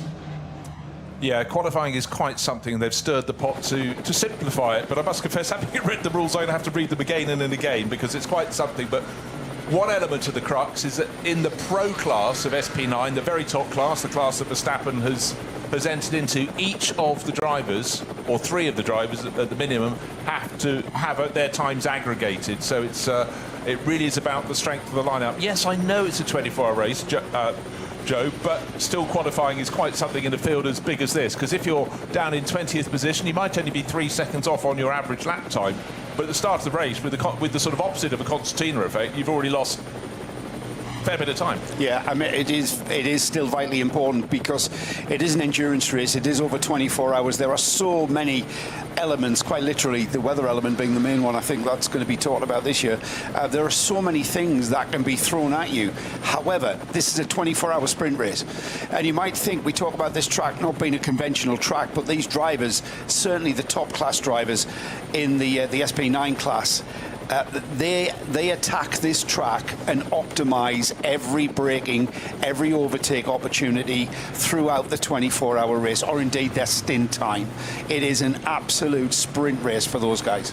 But even if you stripped out all the other classes, for an SP9 class, which is for the GT3s, to thrash around this circuit lap after lap, it is something you cannot ever take your eye off the ball. It is just astonishing. However, you do have, they're not mobile chicanes, they're other drivers in other classes, but they are still running at a very, very different pace. It makes it so difficult. That's why, Bruce, I mean, you guys cover the NLS and the qualifying rounds to this race.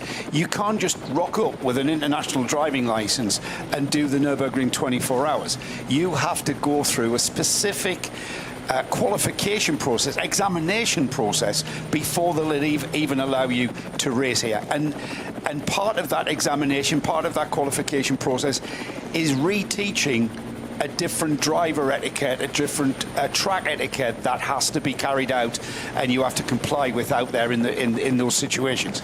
Because we're doing live recoveries, and by live recoveries, we've dealt with this before, you get ADAC HGVs on the track doing laps with the race traffic and speed limits kind of moving with them like conveyor belts. Speaking of which, by the way, Mirko Bortolotti's just done a couple of absolute best sectors at the start of the lap, so they will have been on the Grand Prix circuit.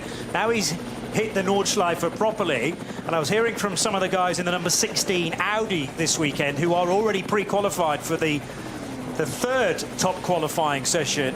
Alexander Sims and Ben Green were telling me that quite a lot of the Hatzenbach has actually been resurfaced quite recently. I said, oh, does that mean it's extra grippy? They went, well, it's smoother, but there's not really much grip out there because we haven't had a chance to experience it because of all the damp and the rain. So it's not really that much quicker, and it's still just as twisty as it was. If they changed any of that, then it would be sacrilege here.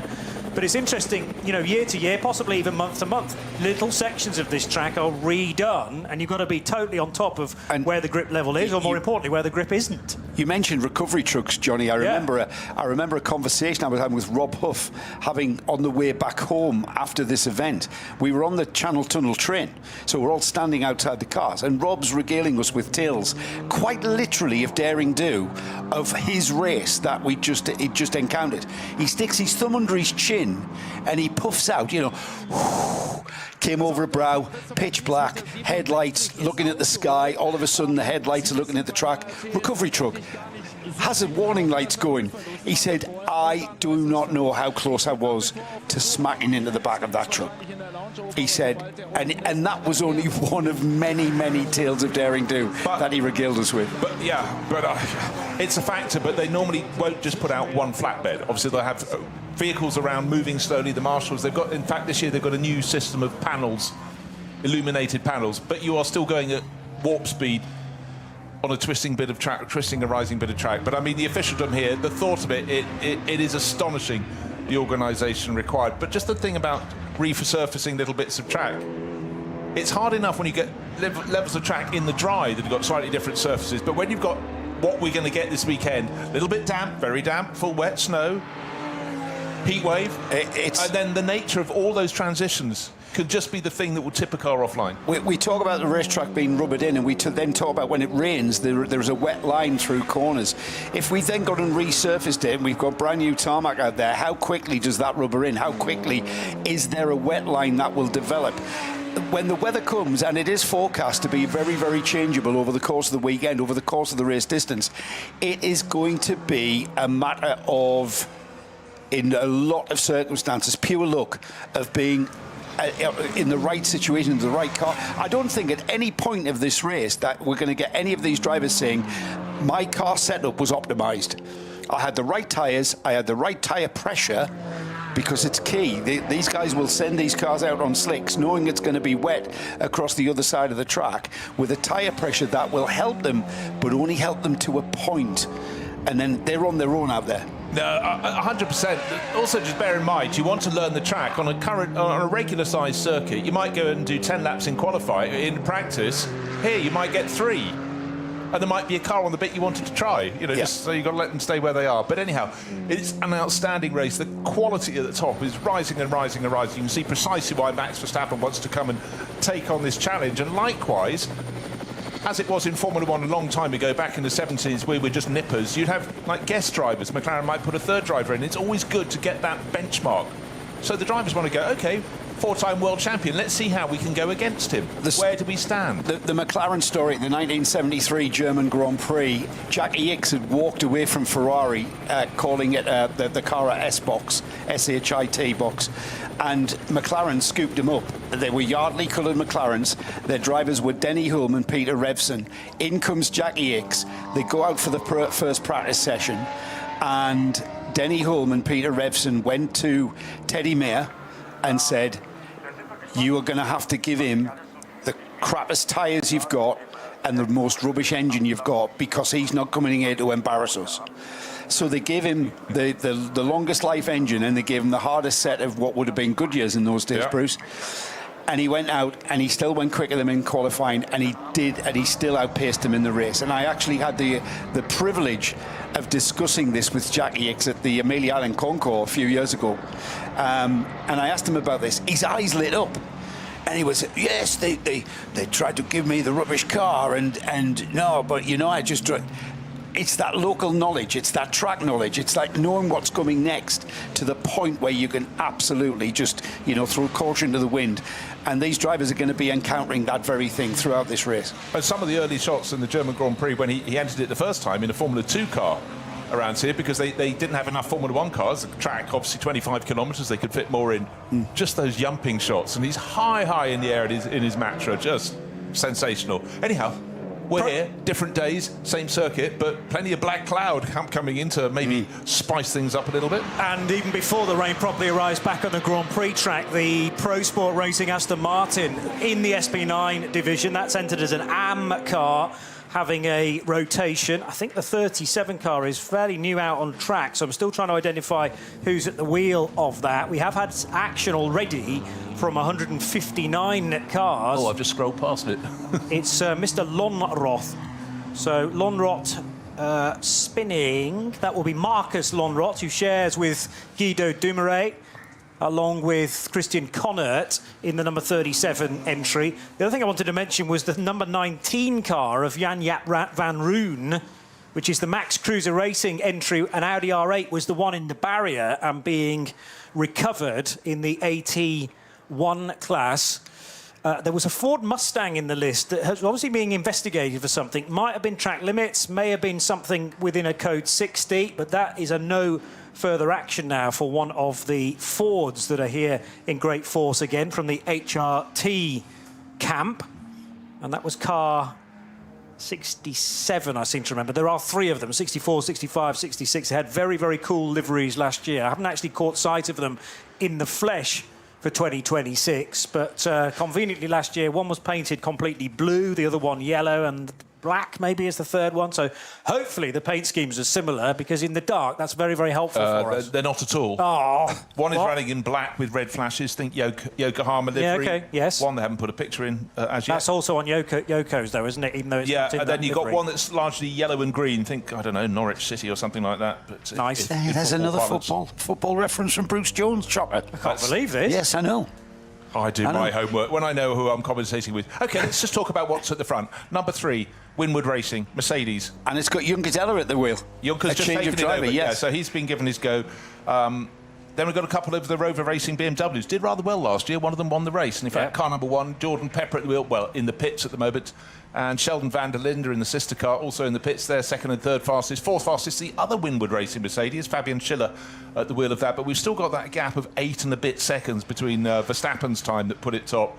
But again, even as I speak, suddenly you've got a yellow flag at Stijlstrekker, and then it's clearing very quickly, so maybe a little rotation. But it is about making your way through the gaps in the traffic. Drivers changing. In fact, Raffaele Marciello's taken over last year's winning car. He's come out of the pits. 45 minutes remain. Just a point about that winning car last year. They've kept 3 of the 4 drivers in that car going into it. So Jesse Kroon's not with them. But Farfus is back to defend his title with Raffaele Marciello, who you've just mentioned, Kelvin van der Linde, and they welcome Jordan Pepper into that car as well. But, you know, never kind of break a winning formula. That's got to be a big strength for them in 2026 as well. And perhaps a lovely segue there to remind everybody what this qualifying session's all about, because we've got 5 cars that really this is irrelevant because they've already qualified through to the all-important top qualifying 3, which is where they get an opportunity to actually go for the overall pole to start on pole on Saturday afternoon. So those 5 cars, currently the number 1, the car we've just been talking about, the Rover Racing BMW, with Marciello now just taking over that car from Jordan Pepper. That car has qualified. It's currently second in this session. Another car. A really helpful thing, Joe, is if you look at the scoring tower, it actually says next to the car TQ3, which is top qualifying 3, and therefore we know that the number 1 BMW has made it already. And then further down, you were about to say there were 2 other cars. Well, there's 5 in total, 3 of which are in the top 10 at the moment. Yeah, 5 of the 12 who go in TQ3. Yes. Yeah, so... The number 84 is another one. That is the Red Bull Team Apt Lamborghini. The 47, the KCMG Mercedes. Shira Sports Audi. You've got a great story about that one, Johnny, the number 16.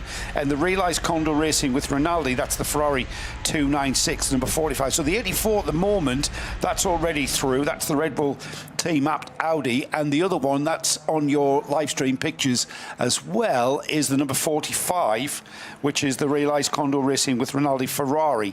So 5 cars that are really treating this as a practice session and honing driver positions, driver setups, getting a setup in the car that everybody's happy with. And I would think at this stage, looking at the weather forecast, which everyone is aware of, at the Nürburgring, the weather is always going to play a part, isn't she? They'll be looking for a compromise setup on these cars, a car that will be good in the wet on slicks, no doubt, because you can't just dive into the pits here, because by the time you come out and get back around, it might have dried up, certainly with the sort of weather we're seeing. So Alexander Sims ticking off at least one of his time laps. He has done one already, so this will be the second one. And as I say, it's 2 time laps in qualifying 1 and or qualifying 2 and or qualifying 3. So you've got plenty of time to do it. And I asked Alex and Ben Green, his co-driver, actually, they were standing together sorting out hands, devices, helmets, that sort of thing. I said, what about this approach to the race with 3 drivers for your number 16 Audi as opposed to 4 drivers for a lot of other cars? And they went, yeah, kind of ask us after the race, because the concentration levels required around here, particularly in the likely weather conditions we're going to have, are sky high. I don't think there's any other race where they will have to concentrate as much. The big positive, as Alexander was absolutely hopping and jumping his way through Hatzenbach, resurfaced it may well have been, but actually the tyres, when they're in the air, don't know anything about the age of asphalt beneath. Track time is key, so cycling your drivers through and actually becoming familiar with the circuit. If we get changeable conditions today and tomorrow, come the race they might be ruining the fact that they've got so much track time. But there's fewer driver changes potentially as well. You know, are the pit stops made more simple? We have had 3 driver lineups win this race in the past, but it is now a few years ago. So it's not always the way to do it, but it can be a different route. And I mentioned in the European Le Mans Series this year, we actually have one of the LMP2 teams running as a 2 driver lineup for a 4-hour race. That seems to be working fairly well as well. But yeah, for the last 4 years, it has been the quartet that have been winning. Yeah, the last trio quickly check. Black Falcon, Mercedes, Bernd Schneider. No, that was 4 of them. Hold on, I can't count. So we're 2021, I'd say.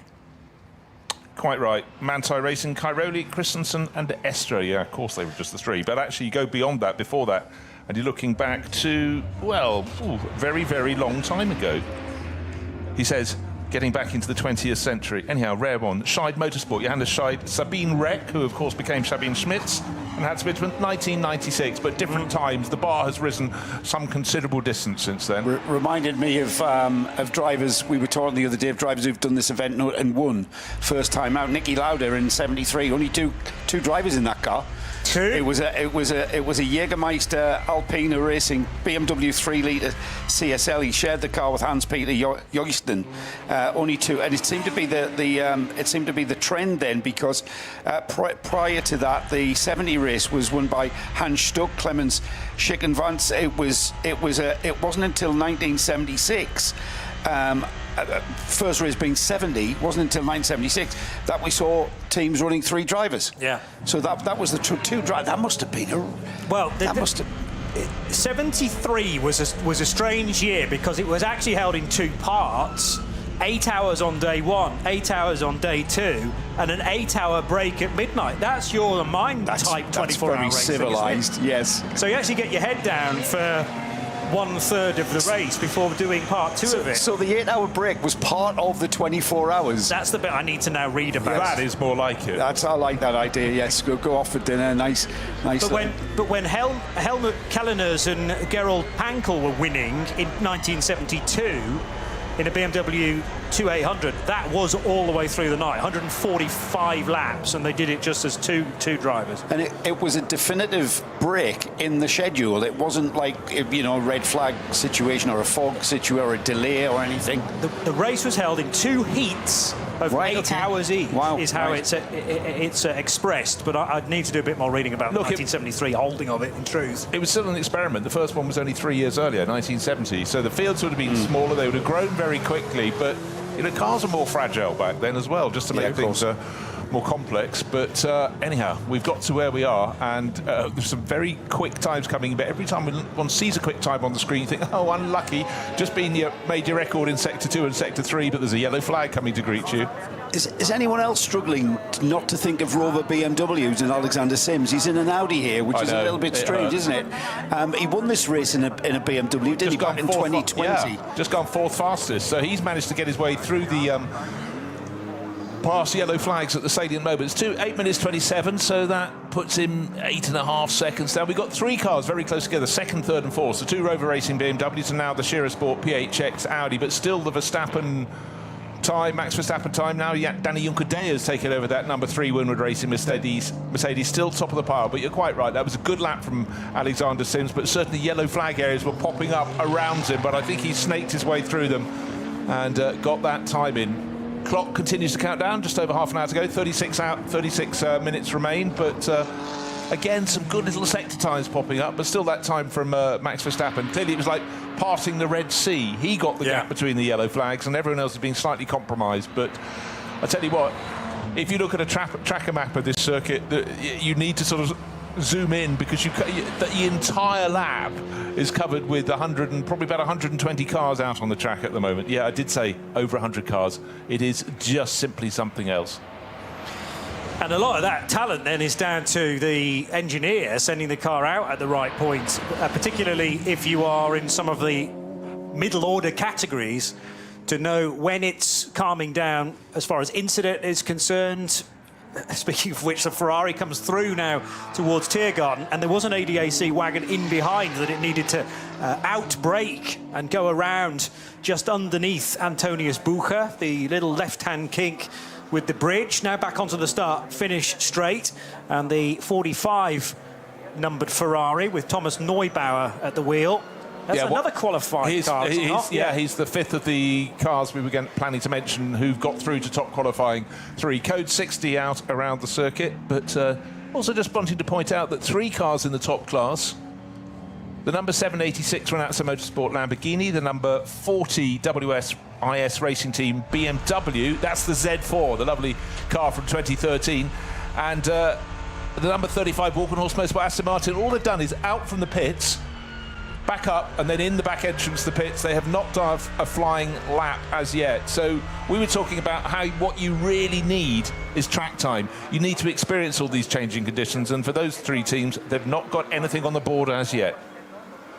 Fabian Schiller does an 8:35.9. This is a very cool liveried car as well, the Ravenol car that sits alongside the Verstappen Mercedes, should we call it, car number 3. But obviously there's a great deal of talent elsewhere within that car as well, including Danny Juncadella. But yeah, those two Mercs, the AMGs, were sitting at the front of the garage earlier in the day, looking resplendent. And you couldn't be forgiven for thinking they're not part of the same team, but they kind of are. Winward Racing prepared Mercedes. And he went, well, stayed 5th fastest because the car had been 8 or so seconds quicker than that.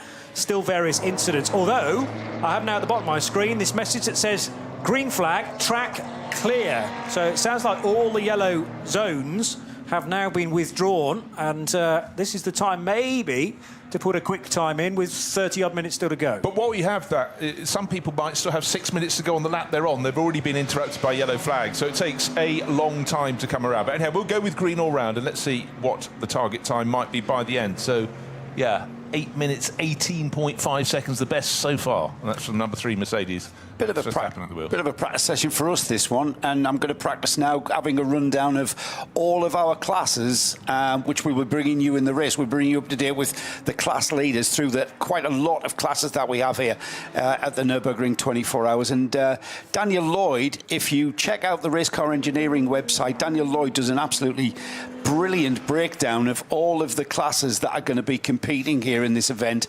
So check that out. It's on Race Car Engineering's website. So down in 115th position is the V5 leader. That's car 440 with Bormisch at the wheel. The first of the Max Kreuzer Racing with Max Kreuzer at the wheel, I believe. That's car number 10. They're down in 107th. They are leading the SP3T class. More details of what these classes mean as well coming later on the day, later on the weekend. 101st place, SP8T. That's the number 59, Duo Motorsport. Weishar at the wheel of that car. The W&S Motorsport entry car 889. That's the BMW class, and they're in 100th position overall.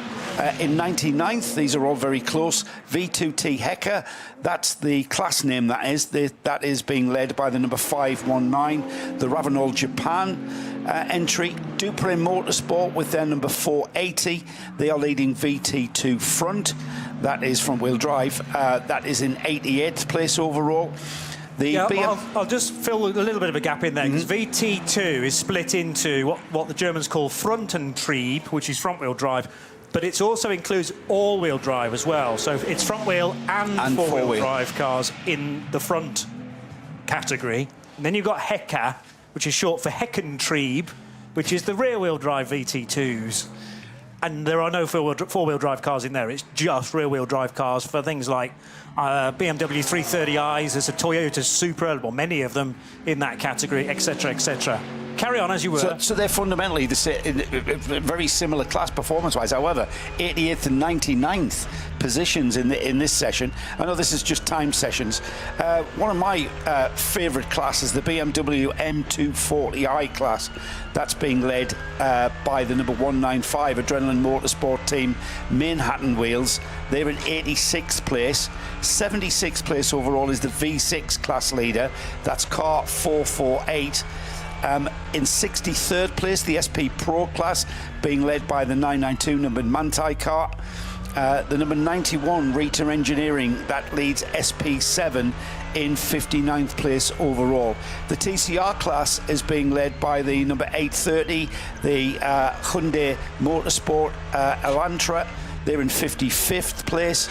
48th place overall is the SP10 class leader. That's Pro Sport Racing's number 176. And then in Cup 3, they're in 43rd place overall. That's the number 962, the W&S Motorsport entry. SP4T are in 41st place overall. That's the number 50 from Max Kreuzer Racing. The AT2 class is in 38th place overall, class leader I should say. That's the number 320, the 4 Motors entry. RPM Racing with their number 777. That's the Cup 2 class leader at the moment, or the fastest one. They're in 31st place overall, and then just ahead of them in 30th, the AT1 class leader. That's the number 75, Max Kreuzer Racing. 7th overall is our SPX leader, and that's the number 81 BMW M Motorsport. And then SP9 is our overall leader, and that's the number 3 Winward Racing Mercedes. And that's pretty much how we'll keep everyone up to date with the class leaders as we go through the 24 hours on Saturday. But we'll keep you updated with the qualifying as well, because they are forming their grid as we speak, aren't they? Yeah, anything outside of SP9 and SP Pro and SP11, which I actually don't think we've got any cars from SP11 in this year's race. They're the GT2 cars, the modern version of GT2. But certainly all of the SP9, so that's 40-odd cars to start with, are eligible for top qualifying 1. We will see throughout these sessions, but kind of their place in top qualifying 1 is already reserved. Fabian Schiller had to deal with a bit of traffic through Kesselchen and Klostertal, and then he went by where the 19 Jan-Jaap van Roon Audi had its crash, and there's a big strip of now just quick dry and sand at the top of that very high-speed section. Thankfully not on the racing line, but it's just the last thing you need when you're about to hit the brakes into Stylestrecker there. Oh, just epic. Had a bit of a change at the top, too, in the last minute or so. The number 64 Mustang, Fabian Schiller, on board. Funny, I had him down in the number 67. Went second fastest. He just edged ahead of the number 1 Rover Racing BMW, but now he too has been trumped by another BMW. This time it's Marco Wittmann, the Schubert Motorsport M4 GT3. But talking of BMWs, you mentioned the top car in SPX as being 7th, Joe. That has dropped down to 11th, but it's such an interesting car. Entered by BMW M Motorsport, BMW M3 Touring 24H. Yes, Touring, it's the one with the estate car body. It's effectively built on top of a regular BMW M4 GT3 car, but with that body, and it's had so much attention. It was something that was done not as a joke, it was almost as a dream, and people, the response was so great, they went, I think we're going to have to do this, aren't we, guys? And it's these little anomalies that just keep things really, really interesting. And it's best time thus far with Hugo de Wilde on board now. May not have set time. It's very much in the ballpark. Just remember, we've got the number 3 Mercedes clear by 8.2 seconds, 8.1 seconds now after Schubert and Wittmann have gone faster. But that touring body one, it's only 2 seconds further back. So right in the meat of the battle. It's got a very good lineup as well. That's Jens Klingmann, Hugo de Wilde, Conor de Filippi, who seems to have been a BMW Works driver for at least 20 years, and Neil Verhagen, who knows this circuit better than any of them, because he did 3 seasons at least with the BMW junior team, along with Dan Harper and Max Hesse, and so he has a lot of track time here. Not that De Filippi's not got a lot, but not in terms of the last year, doing about 6 races a year here on the Nordschleife, including the 24 hours, means Verhagen, who just seems to get better, is very much one you should watch out for. This race has always attracted anomalies and novelties, hasn't it? The Opel Manta, most recently, with the foxtail on the aerial on the roof, that car hasn't been around for about 3 years now, if I remember rightly. Car's going very slowly now past the pits into what I suspect is a slow zone onto the Grand Prix striker, into the chicane that starts the lap overall. However, I haven't got any signs. So the number 65 is showing on driver's right, just as you go into the chicane. We've got a yellow flag at Arenberg, but I'm not quite sure. It must be the fact that we've got the number 65. That is, I'm just going to find out what the 65 is. It's one of the HRT Ford Racing Mustangs. Hubert Hout, Vincent Kolb, David Schumacher, and Dutch racer Colin Carasani. But clearly that's down the sharp end. The sister car, as I said, number 64, one of 2 sister cars, was well placed. It's actually just suddenly, in the blink of an eye, fallen down to 6th overall. We have had changes, and suddenly we've got 2 crews. Raffaele Marcello very much closer to the fastest number 3 Mercedes. Oh no, not anymore, because Fabian Schiller's gone across the line and gone even faster. But what I was trying to work out was he would have been straight into a yellow flag zone at that point, but I don't think it had worked its way as far back to the control line where it sits now. It was the Haug hook that was the affected area, so the right and the left first first corners. That was initially yellow, and that was the point I think Schiller came across the line in the 80 Ravenol Mercedes to do an 8:14.9.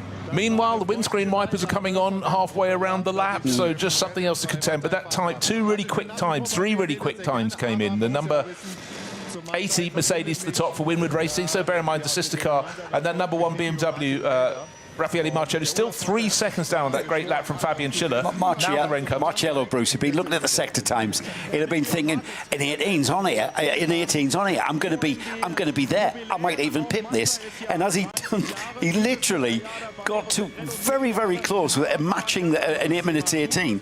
And then Schiller just spoiled his party, didn't he? Bosch, 8 minutes 14, and Schiller's come in the back door of the pits, by the way. Yep. He's brought in the number 80 Mercedes. And he must be going, is it raining out the back? Oh, what a shame, hey? Yes, my lap time will last. job done. Yeah. That was absolutely perfect timing from Fabian Schiller. He had to contend with some incidents in his first run, and as I say, there was traffic through Kesselchen and Klostertal. Had to be relatively gingerly on the brakes for the approach to the carousel as well. But it didn't matter because an 8:14.957 was done on pretty much a green track, and it's not green anymore, and nor is it particularly dry in places either.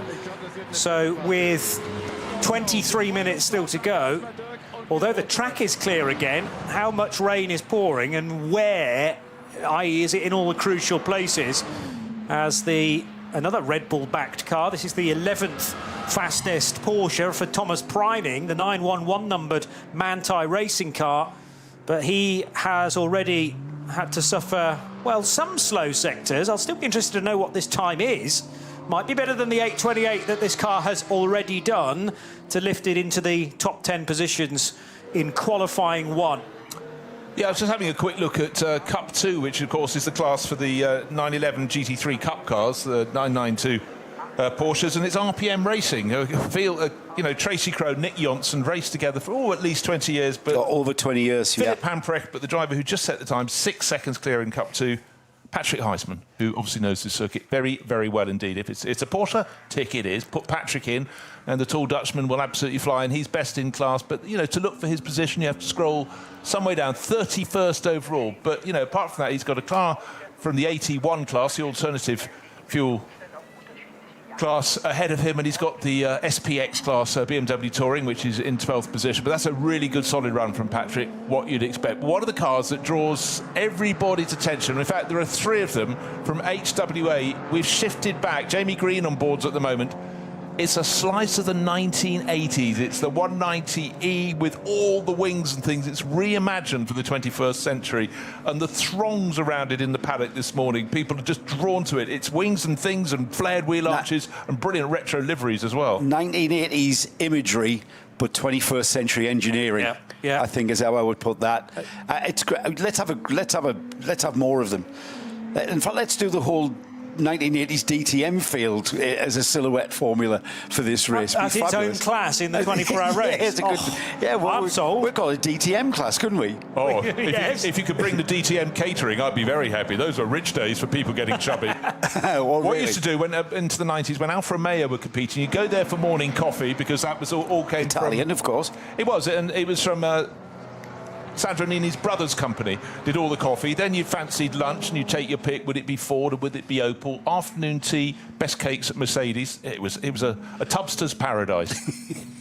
So this brand new HWA Evo R, effectively built specially for this race, has a 3-litre twin turbocharged V6 engine, but all the aggressive aerodynamics that you would associate with DTM in the 1980s and 90s, and fabulous to have 3 of them. Actually, this is the one I wasn't able to catch sight of in the garage and in the paddock. The Karcher sponsored car, which is now going to come into pit lane, and that has Adam Adelson driving it at the moment.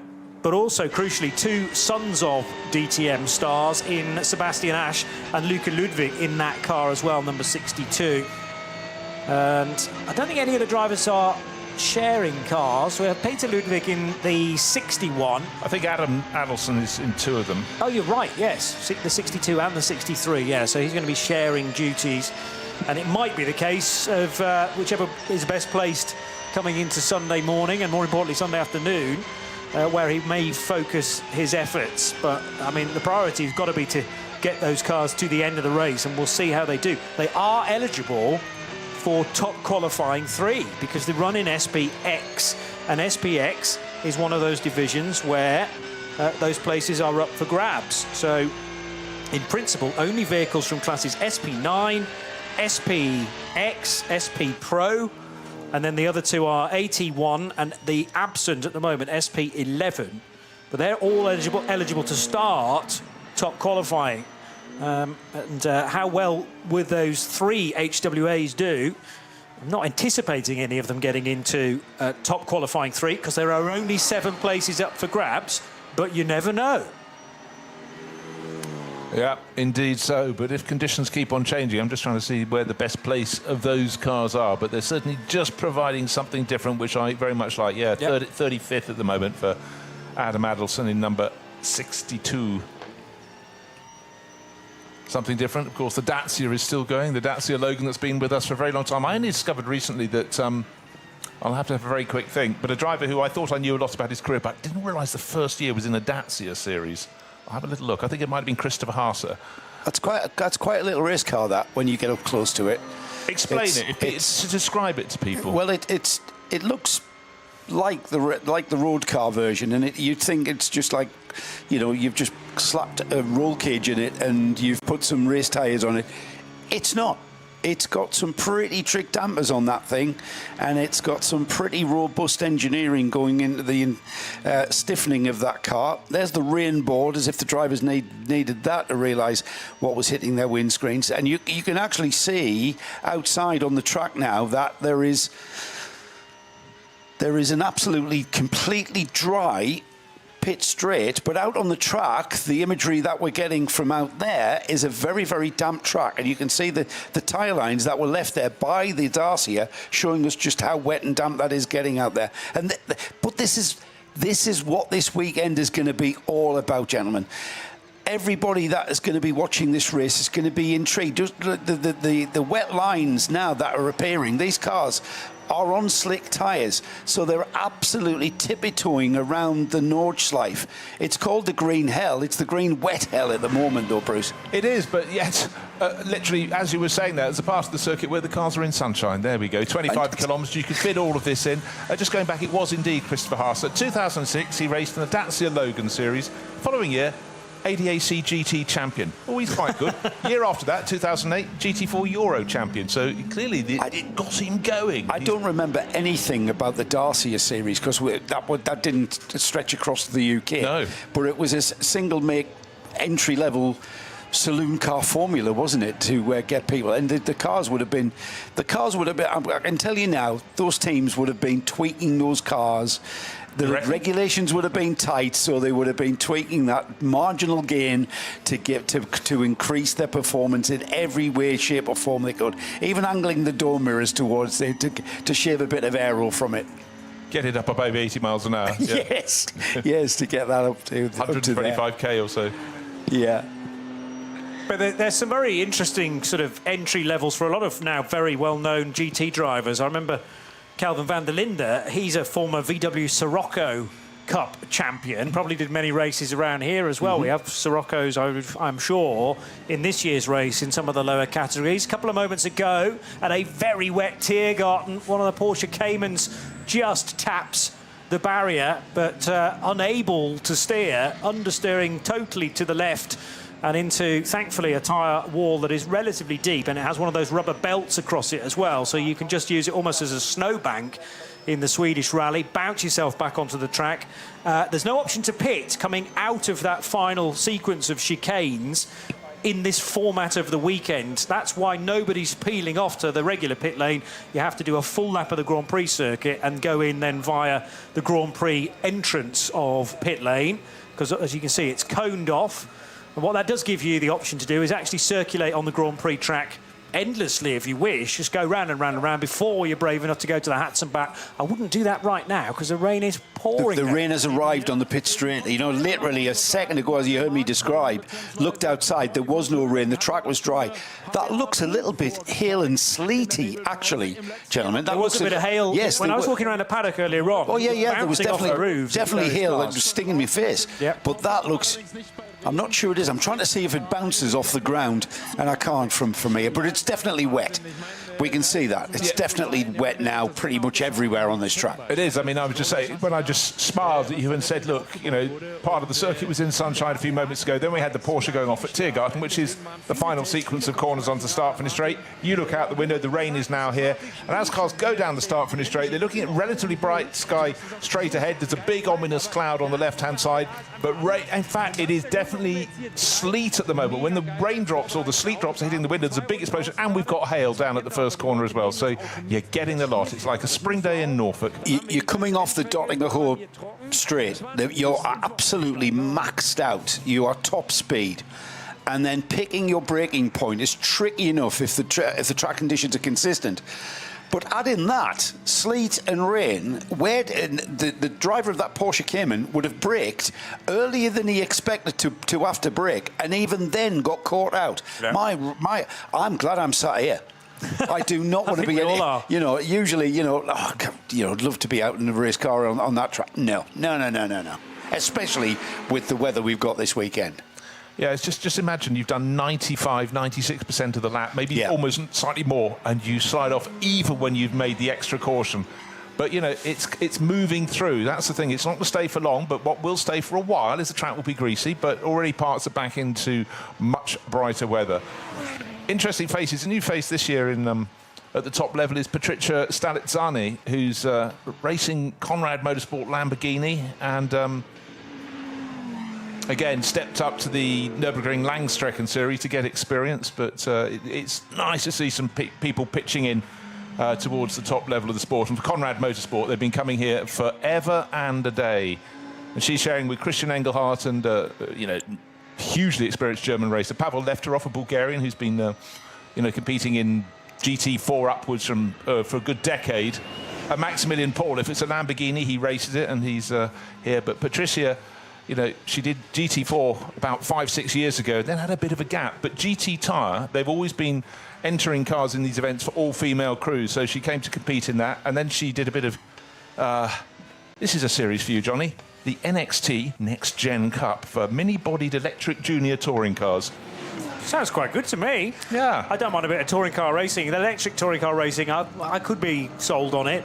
It's just nightmarish, though, on the Grand Prix track. I was starting to think, why has Patricia been brave enough to go onto the hats and back? Then when she was down at Arenberg, it was beautiful sunshine, and it was like a different season, let alone a different day. So you can get good data if you're not on the Grand Prix track. But this is why the pit lane is just as busy as it is, because I look down the left-hand column of the top, let's say 20 cars in the session, and most of them read the word pit, because clearly the guys that have been setting the pace in the early part of qualifying one see no value in circulating on the Grand Prix track and potentially crashing the car in the very first session of the week. You're going to take advantage of getting some wet tyres scrubbed in as well during these sessions. They work better. Taking us back to single-make formulas and single-make series, I want to say hello to Matt Kelly, who's listening in. Matt, you might be familiar with Matt Kelly in the Tuscan series, as well as he's going to now remind me which other single-make series Matt did, but Matt was one of those lunatics in that Tuscan series. It was a fantastic series. I mean, some tip-top drives, but the cars in their own right, they were hairy, they were scary, and they were blinking fast. Yes, absolutely. Great racing. And hello to our former colleague, Shea Adam, who's watching with Sebastian Bourdais at home and enjoying the coverage of this race.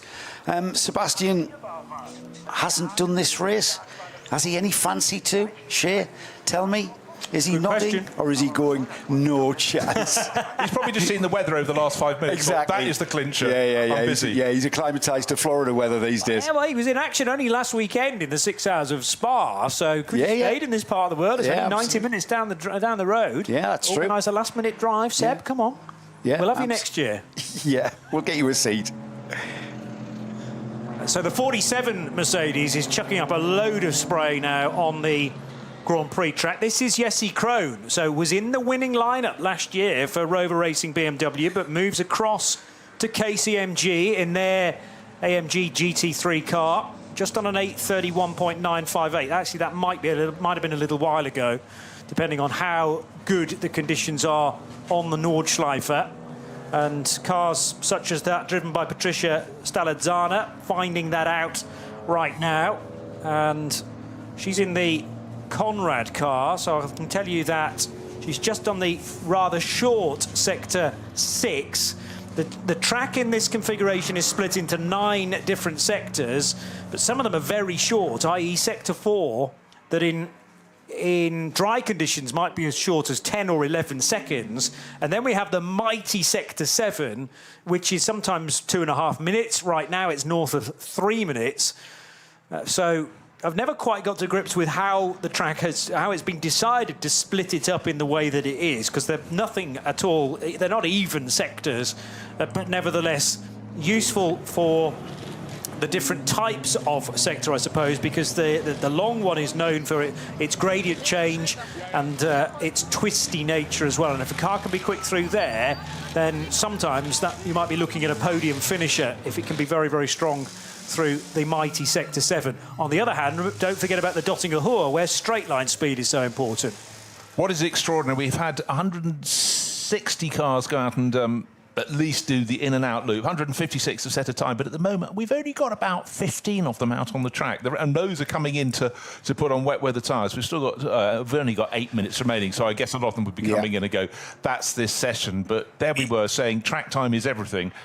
But when you get this in, and you know, you just haven't got a chance to really go out and do what, 1 lap on wet tyres? Well, you're looking at the sky as well, Bruce, and those black, literally dark black clouds looking very ominous out there on the track. The ponchos are out, the plastic raincoats are coming out. There's people sheltering and having the odd beer or two, no doubt. That's a constant, really, isn't it? It's still flowing, yeah.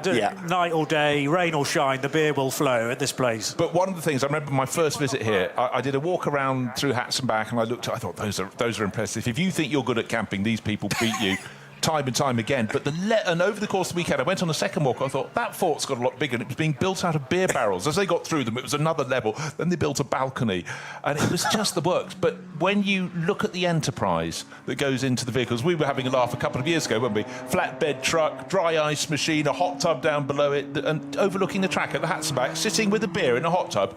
You can have other drinks, but it's not a bad place to be. The cameras on the live stream will show the structures that the fans will build out there. And when the weather's as inclement as it is for this weekend, it's genius. It's genius architecture as well. I remember, Johnny, can you remember the year we were out at the carousel?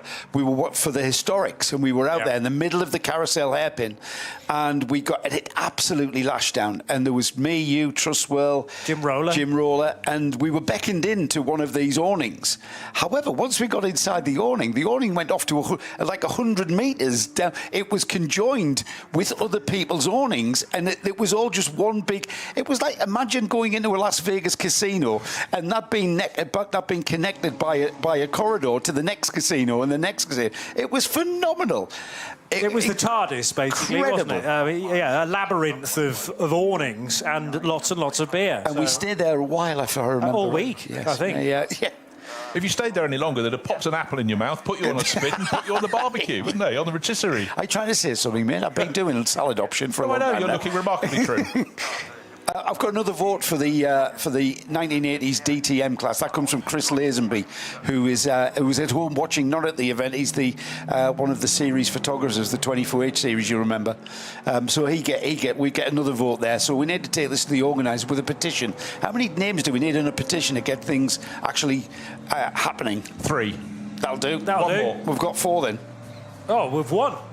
Speaking of 3, the number 3 Mercedes is back on the racetrack. This is Lucas Auer now then for the 3rd fastest car so far. And Lucas Auer is the game plan here to get his 2 laps in. Well, he may only manage 1 now with 5 minutes left on the clock. But clearly they're brave enough to just test the water, I suppose. Cometh the man, cometh the hour. I'm not going to say that. Just too awful. You just did. Got away with it. But it's the only car of the fastest 16 so far to be out on the track currently. The next fastest is Jesse Krohn, who I've already talked about, in 17th fastest for KCMG in another AMG GT3, and also circulating just on the Grand Prix track is the Porsche 911 GT3 car from Gorian RT. That's a car collection prepared Porsche. They have a long-standing partnership with Audi, but do occasionally run Porsche 911s as well. And car number 4 is entered into SP9.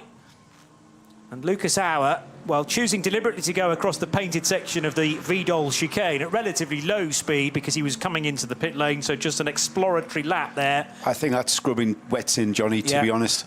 Yeah, They're probably getting the sheen, the sheen off the wet tyres, so that they are where they need them to be. There's no messing about with a really, really inoperable wet tyre for a good part of the lap. Certainly during the race, you want the wet tyre to be working, and they are going to be on and off wet tyres and slick tyres, or you know, that we may find that.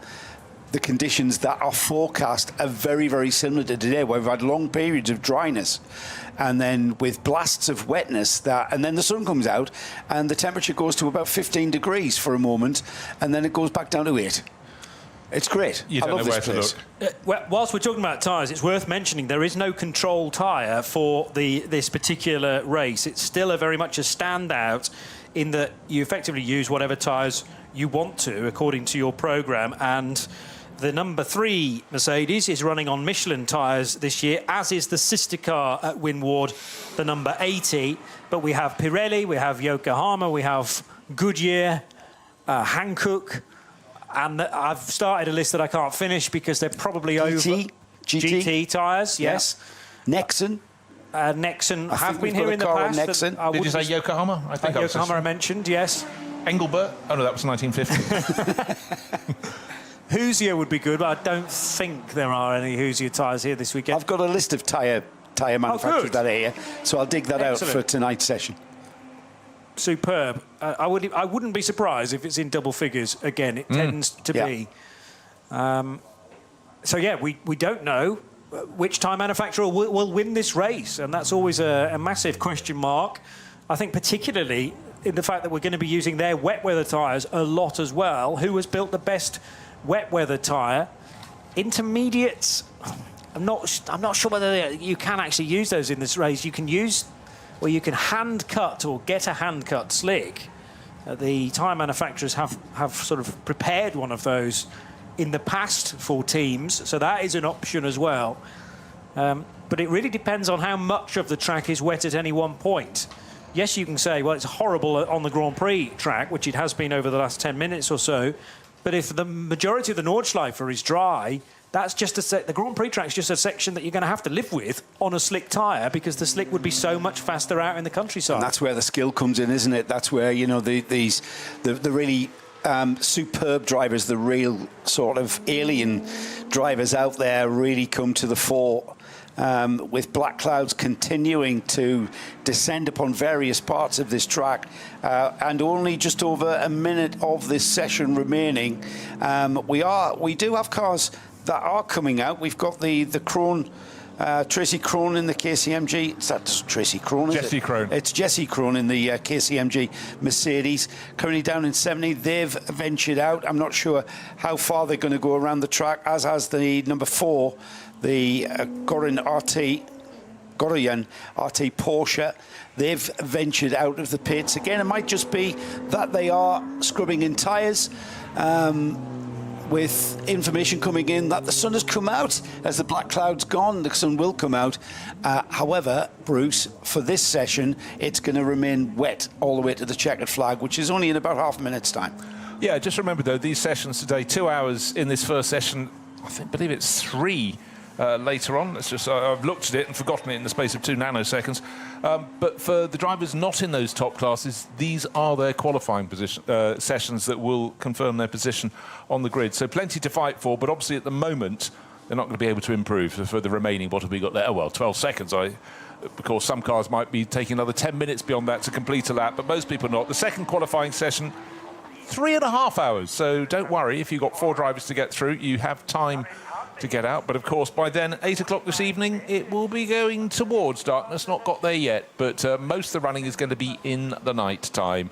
And so all the classes under the top 4 classes are doing their qualifying, but for the others, for the SP9 class cars, SPX, SP10, which is effectively GT4, this is their sighter. They've got another 3.5 hours starting at 8 o'clock this evening to go and get more track experience. But there's a little stop-start there, but it was a taster, I think, Joe, of what is surely going to come and repeat itself and go in different formations. We're talking weather. And I've just checked, Bruce, it's just after 9 o'clock for sundown. However, if the cloud cover is thick, that's going to be dark pretty much sooner than that. Maybe 8:30 we're going to see darkness, and certainly headlights will be fully on. Lighting checks, of course, to take place whenever we've got any dark running. That's quite a vital part of running in these nighttime practice sessions. You need the lights to work in different ways here at the Nordschleife because of the undulations. You need we've got light bars that the teams attach to the cars. Certainly in the lower classes, that will be angled at different angles. For looking down the track for when you come over those brows, you can see. And we talked about the concentration level needed to do this race. The concentration level is even heightened to an even further extent when darkness descends and you are just dealing with lights, and it's red lights coming at you at a different rate, denoting the car being slower than you, and lights from behind, well, they just look the same. They're just glaring in your mirrors. You can't differentiate who's who, and it just becomes an upset, and that's why I like sitting here. Yeah. That is why I like sitting here for this race. The level of concentration in dry conditions is one thing. Yeah. But in mixed conditions, I honestly, you have to take your hat off them. I mean, my night vision isn't what it was, that's for sure. But that's why the best want to come and prove their mettle here. By the way, Fabian Schiller then, quickest in qualifying one with the 8:14.957. We just caught sight of the other cars that finished in the top 10. But the useful thing, if you are eligible for top qualifying, is that you get a flashing light. All the top qualifying 2 cars are eligible to be started with a blue flashing positional light. This is the Lumirank number that is situated in the windscreen. As you look at the car, look at the nose of the car, in the top left-hand corner is the Lumirank number, and that is allowed to flash blue if you are one of the quickest cars. That's a great warning for those cars that are a little slower in the midfield, that a quick car's about to come through. So Fabian Schiller, quickest, as I mentioned, from the Rover Racing BMW, car number 1. Then Lucas Auer, that was a Max Verstappen time, the 8:18.539 to finish 3rd in the session, ahead of the sister BMW from Rover Racing, number 99. Then Mantai's Grello car for Thomas Preining, who got it up to 5th position with an 8:21.7. Ahead of Marco Mappelli's Red Bull Team Apt Lamborghini Huracan. Schubert Motorsports BMW for latterly Marco Wittmann, number 77, was 7th fastest. Ahead of David Schumacher's HRT Ford Racing Ford Mustang, number 64. Then we had the Shearer Sport PHX Audi R8 LMS for Ben Green. Most recently, number 16, was 9th fastest, ahead of Nico Menzel's Dunlop Motorsport Porsche 911 car number 17. And in the graphics, we are whipping through, well, already down to 60 cars, but some of the class leaders within the qualifying 1 section. SPX was headed by BMW M Motorsport and Conor De Filippi's number 81 car. Cup 2, quickest there was the RPM Racing car for Patrick Houseman in the treble 7. SP Pro was headed by Mantai's 992 car. That's the sort of inverted Grello car that is more green than yellow. Cup 3 headed by a WNS Motorsport car. Well, you wouldn't have necessarily got prizes for guessing that because there are a lot in that category, but 962 was quickest. SP10, which is for the SRO GT4 category, that was Hoffer Racing by Bonk Motorsport with their treble 8 car. TCR, the quickest there was the Hyundai Motorsport N car for Manuel Lauch, the 830. SP8T, Dual Motorsports, number 59, Aston Martin, quickest.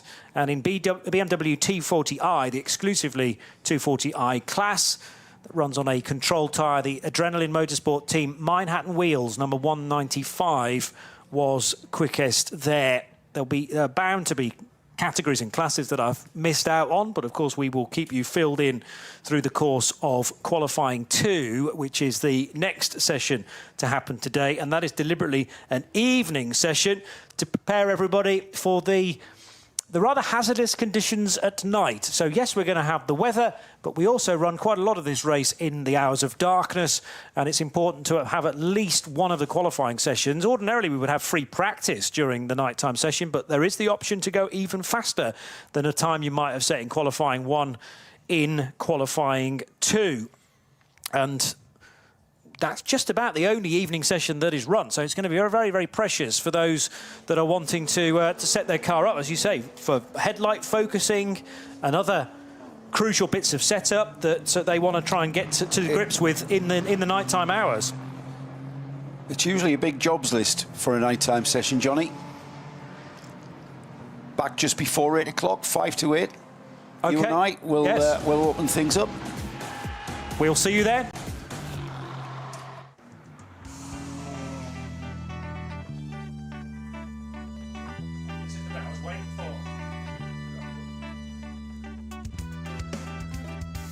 So quite a session in qualifying 1, which began at 1:15 this afternoon, a couple of hours running, and everyone realising on the radar that the wet stuff was going to hit probably after half an hour or so. So important to get cars out as quickly as possible. And amongst those, the RAVENOL number 80 Mercedes, but it wasn't long before this car encountered some incident as it tried to make a move on the Red Bull Lamborghini down at Style-Strecker, and Fabian Schiller would get on board that car later on. Conrad Motorsport early on in the session caught up with what looked like an oil fire.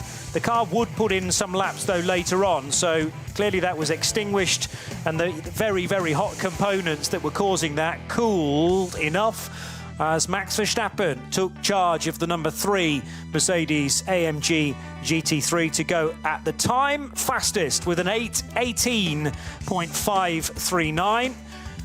And he again having to choose his time wisely to get ahead of some other very quick cars out there. Discussion sadly being done well away from the pit lane for various runners that were involved in, well, another fire for the 900 Porsche.